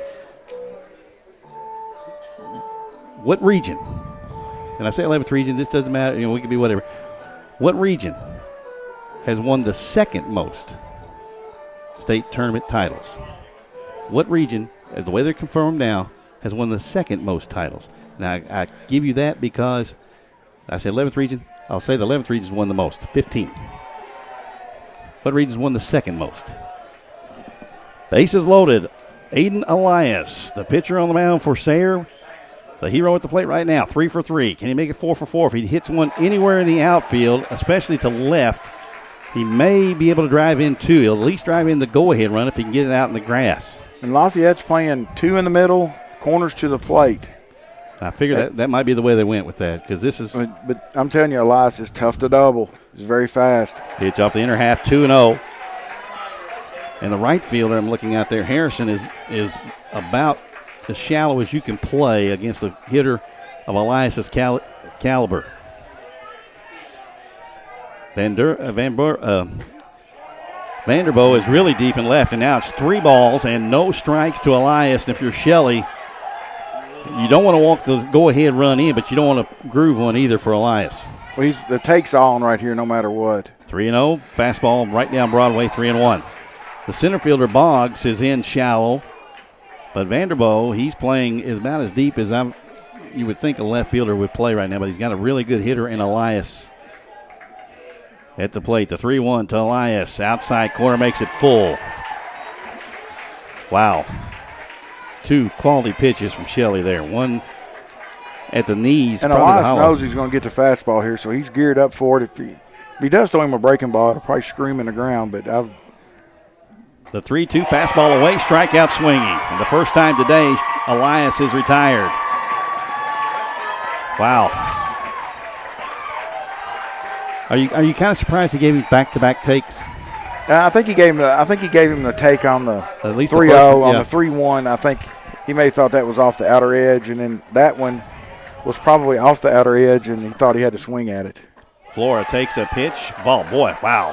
That must have crossed high. That's what Kerry Lyle said up. Yeah, looked pretty good from here, and the Lafayette fans letting him know. Very vocal because they're right below us.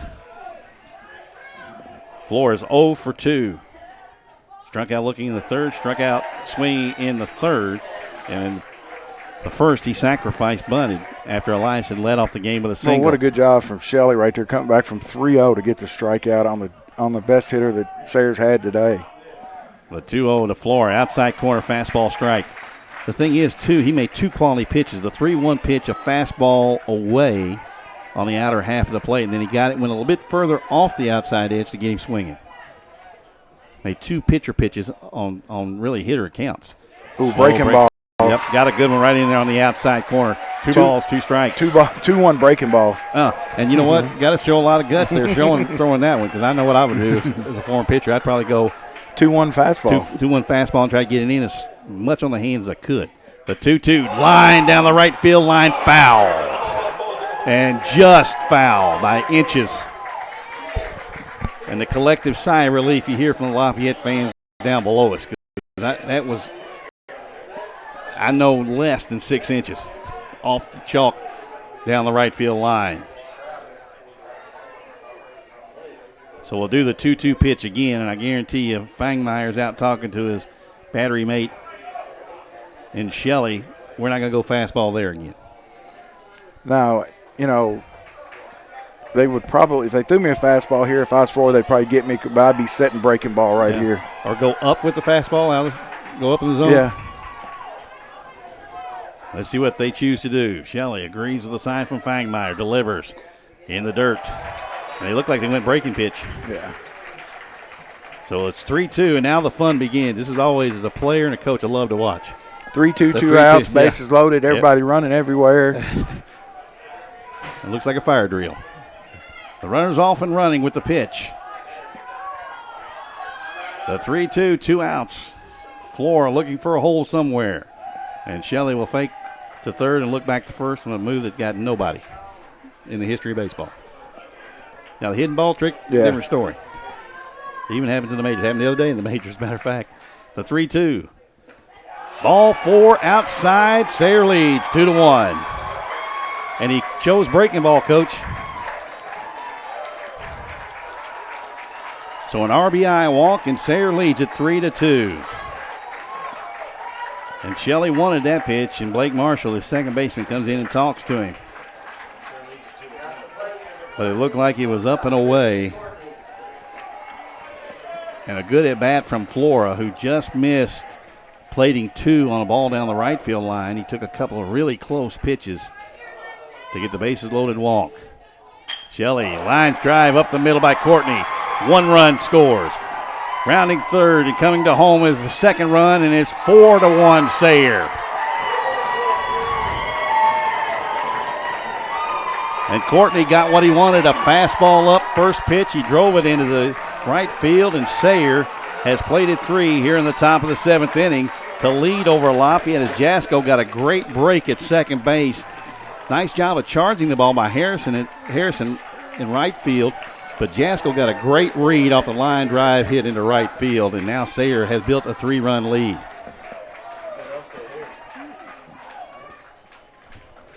Flora now at second as he only moved 90 feet on the 7th hit for the day for the Spartans, and it brings up the cleanup hitter Stockham, who is 0 for 3. 2 pop-ups on the infield, 1 to first, 1 to second, and a fly out his last time at bat to left. And that was the one that the wind played tricks with out there on Vanderbilt. So could the unthinkable happen here in game number one? And we talk about postseason play really plays havoc with the naysayers and the so-called experts. Sayre has got 3 runs off of 3 hits here in the top of the 7th inning to take a 4-1 lead. As Shelley trying to work out of this jam now. Ground ball third. Abbott has it come up on him, and everybody's safe. He charged it and it took a hop right up off the lip of the grass. And Stockham is on base, and they give an error on that one. That's some tough scoring here, Coach. Yes. That one should have been the out, but you still can't assume the out. But I understand it was hit right at him, but this one fouled right back into the screen. Boy, and Sayre off of Sam Shelley. Hitting is contagious, and Sayre's feeling it right now and really swinging the bat well. Morgan is 0 for 3. A pop-up to short, a fly out to left, and then a pop-up to Marshall, who ranged way out into shallow right field to make the play his last time up. Morgan becomes the 9th player to bat in the inning, and the bases are loaded again. The big hit, a 2-run single off the bat of Courtney. So an 0-2 count now to Morgan. Ground ball third. Abbott backs up and has the ball play him, and another run scores, and the wheels coming off for Lafayette here in the 7th.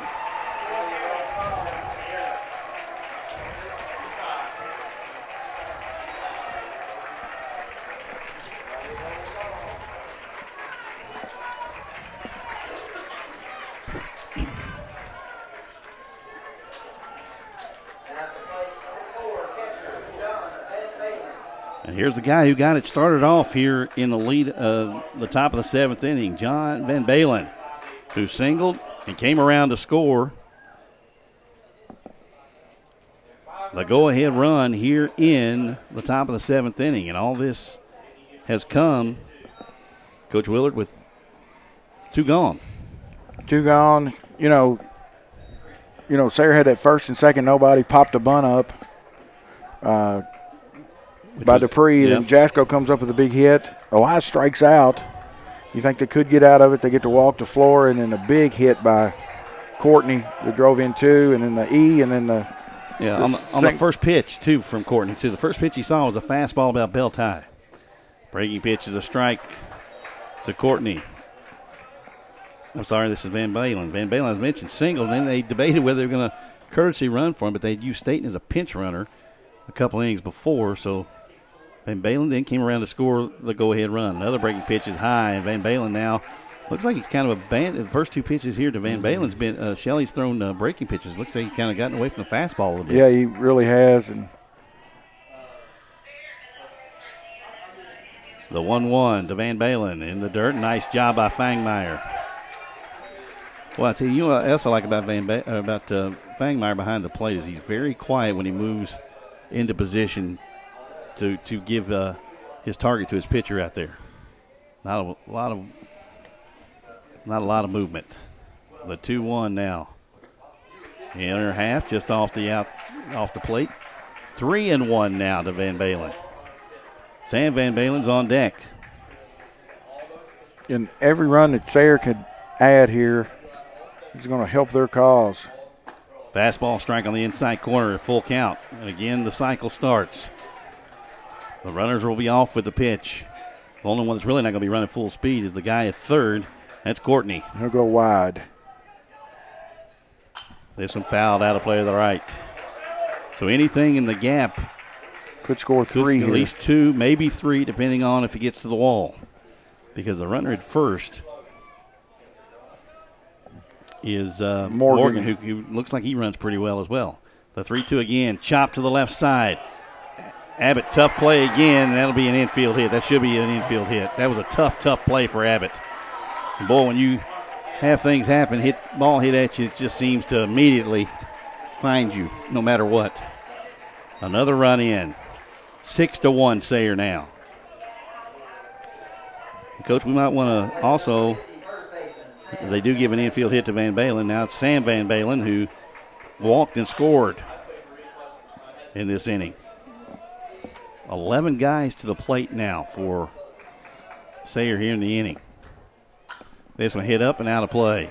0-1. But we'd be remiss to talk about Gary Ball. Gary not feeling very well under the weather. Hopefully he'll be here a little bit later in the afternoon. And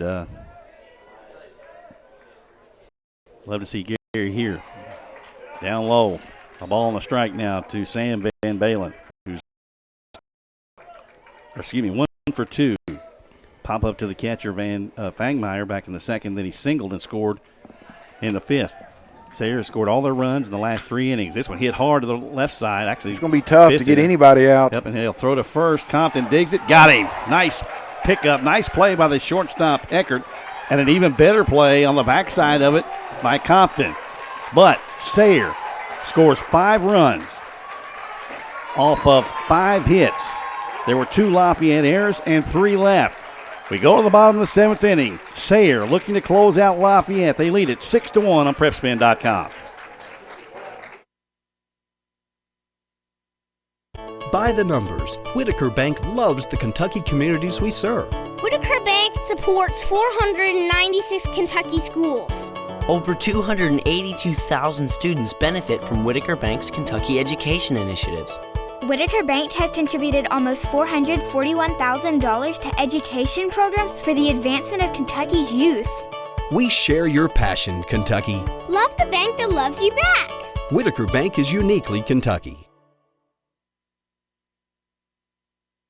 Scott County Physical Therapy is a privately owned physical therapy practice specializing in outpatient orthopedics, sports and industrial rehab, neurological rehabilitation, low back pain, neck pain, and arthritic conditions. Our mission is to provide the highest quality physical therapy to assist each individual and the community at large. Scott County Physical Therapy, a journey to wellness. To contact the physical therapist and Scott County Physical Therapy, please dial 502-863-4242. Scott County Physical Therapy is the title sponsor for Scott County Athletics.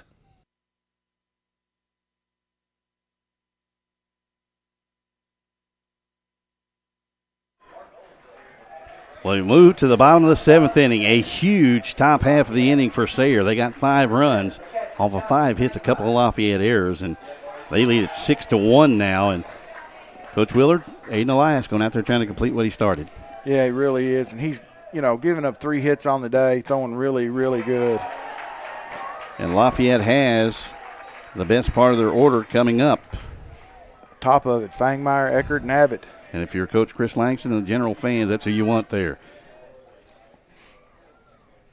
Pitch is low, a ball and a strike. I was just looking at some of the stats here to tell you what Elias has done so far today against a really good Lafayette lineup. They come in batting .319. He's only given up 3 hits through 6 innings so far. And you got Fangmeyer ahead in the count, 2-1, and he's kept Fangmeyer off the bases today. He did walk him back in the 2nd inning, but 0 for 2. He evens the count now 2-2 with a pitch, and Fangmeyer didn't agree with the.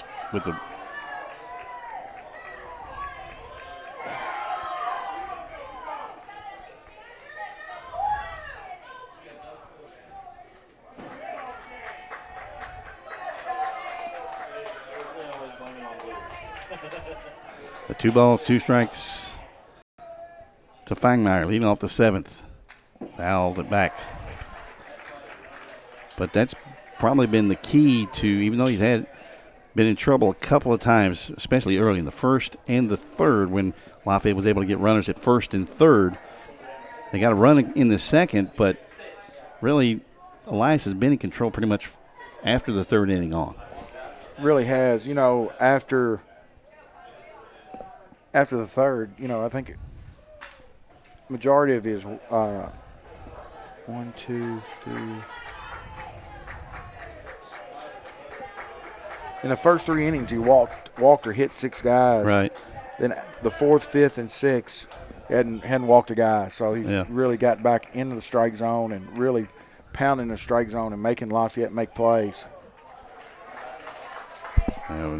Check swing foul. Spangmeyer was able to hold, but the ball made contact with the bat. He's only struck out 1, has Elias, but he's faced 2 over the minimum in the last 3 innings. All right, it's been. Of course, in that 5th, he had runs at first and second with 1 out and was able to get Fields to ground into a 6-4-3 double play to end the inning, too. So this one hit into center field. The center fielder over. Has it? There's 1 gone. Spangmeyer hit it right on the nose, but the center fielder shaded him that way a little bit, and Morgan able to get over there and make the play. So there's 1 gone in the inning. And Spangmeyer 0 for 3. Brings up Eckert, who is 0 for 1. And he throws a strike into Eckert. We didn't mention that play to end the top half of the inning by Eckert was tremendous because he had to charge it, go into the hole a little bit too, and make a throw off balance, and then Compton, his first baseman, dug it out of the dirt to get him out of the inning. Really good play on both ends. A good run-through play by Eckert and a good pickup on the other end. The 1-1 to Eckert. He'll round a single into left and a 1-out base runner for Lafayette. And you know that the Generals are not going to go quietly. No, they're not. They're not. They've got too many good players, experienced players. They just might have, with a couple errors there in the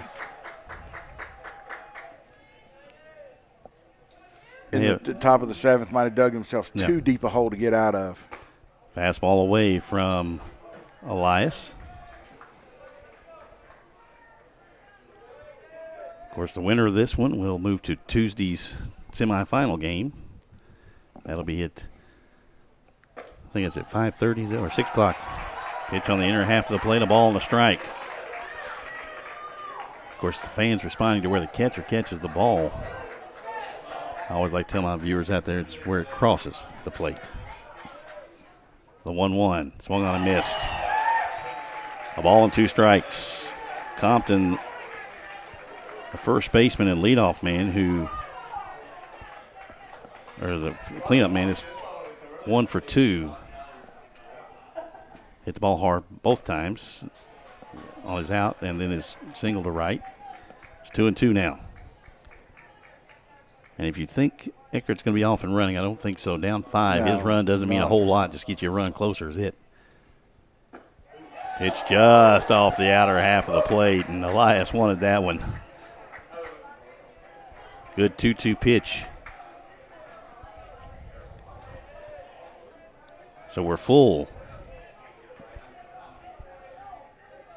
to Ben Eckert, and he strikes out swinging. 2 gone in the inning now. And brings up C.J. Compton, the first baseman I mentioned, 1 for 2 with a fielder's choice back in the first inning. He grounded out to the second baseman, Jasko, but hit the ball hard right at the Sayre short second baseman, and then singled into right in the 5th. But right now, he's Lafayette looking for base runners. The pitch is high.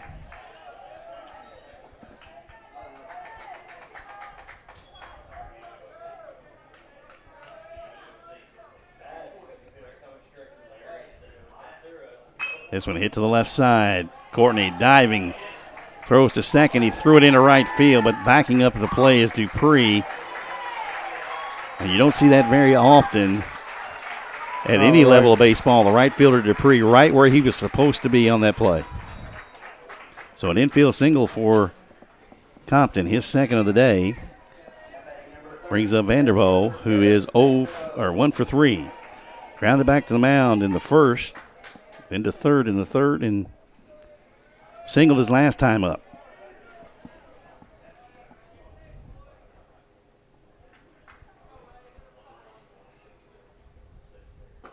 Pitch on the outside corner, a strike. And before I forget, the answer to that trivia question in the top half of the inning. What region has won the second most state titles? And Coach Wheeler will give you that in just a second. Lined into right field, a hit. In to score is Eckert. On to third is Compton, and into second is Vanderbo. So back-to-back hits for Lafayette, and the runners at second and third, and it's 6-2 now. And Elias trying to close this one out. And I know Coach Clary wants him to try to do this. He's 1 out away. The good news is he has a 4-run lead. Yeah, and you know, the big thing is the tying run. It's still over in the dugout. You just want to make sure as a coach that you know, you keep that tying run in the dugout. So if he's able to get on. Ground ball back to the mound. Elias will take it to first base himself. And Sayre, making their first appearance in the regional tournament since 1997, has pulled the upset. 6-2 over Lafayette. We'll be back. Coach Wheeler and I will have some final thoughts. We'll close it out and get you ready for game number 2 here on PrepSpin.com. The Kentucky Center for Orthodontics, home of Doctors Durbin, Wong, and Gardner, is now Clear Choice Orthodontics. Why the name change, you ask? Well, we believe that there's only one choice for all your orthodontics needs, and that choice is clear. Clear Choice Orthodontics. We offer a unique level of care for each smile in your family. We also feature the latest in Invisalign technology and Invisalign Teen. Put our award-winning experience to work for you. For a lifetime of beautiful smiles, come visit the most outstanding orthodontist in Kentucky, Clear Choice Orthodontics, home of Doctors Durbin, Wong, and Gardner. By the numbers, Whitaker Bank loves the Kentucky communities we serve. There are 50 Whitaker Bank locations serving Kentucky communities just like mine. 61 Whitaker Bank ATMs throughout Kentucky make getting quick access to cash easy. Whitaker Bank staff serves the needs of nearly 70,000 Kentucky customers every day. We share your passion, Kentucky. Love the bank that loves you back. Whitaker Bank is uniquely Kentucky.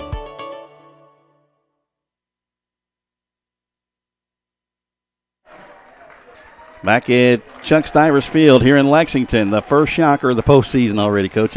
And take nothing away from Sayre. They played the game they had to play. They did exactly what they did. Got a great pitching performance from Aiden Elias on the mound, giving up only 6 hits. He gave up 3 in the last part of the 7th inning. But, you know, let's face it, Lafayette came in here probably the pre-tournament favorite and just really, really couldn't get anything going against Elias. No, and it just goes to show you that how tough this region is. And secondly, you know, what a lot of people sometimes don't realize in baseball, that a good pitcher can go out and dominate the game, and that's exactly what Elias did. You know, what a game for Elias. You know, he had 3 hits, threw a 6-hitter, you know, just did a fantastic job, and that's why he's one of the best juniors in the state. You know, he's proven that over the last couple of years that he's a really good player, and he's really done a good job on the mound for him, did a good job at the plate, and, you know, let's don't, you know, Lafayette is a really good baseball team, and let's don't, you know, discredit what kind of season they had all year and what they did. And a lot of times sometimes you run into a very hot pitcher, and that's what they did today. They ran into a hot pitcher and a hot hitter in Elias, and he did a good job against them. Then the rest of the lineup for Sayre came through, especially late in the ball game. Yeah, you got a guy like Jasko out of the 9-hole who had 2 huge hits today. And a great at bat in the top of the 7th inning before singling. Right, and Van Balen in the both Van Balens had nice at bats in that same inning too. Yes, the older Van Balen I think had ended up with 2 singles, had 2 hits in the 7th. Yeah. So you know, Sayre came ready to play. You know, they knew what they needed to do to get through this thing, and they did a great job. Yeah. Coach, real quickly, the answer to that trivia question: what region has won the second most state titles? I'd say it's the seventh. It's the seventh region, and they just won their 13th last year with St. X winning the state title. But of course, 15 on top is the 11th region, and it just proved today that what's going to happen in this tournament, you don't know. So if you're Madison Central Coach Roof, be unaware. Yeah, be aware. Be aware of. They say in this next game, I haven't seen the kid throw, but that.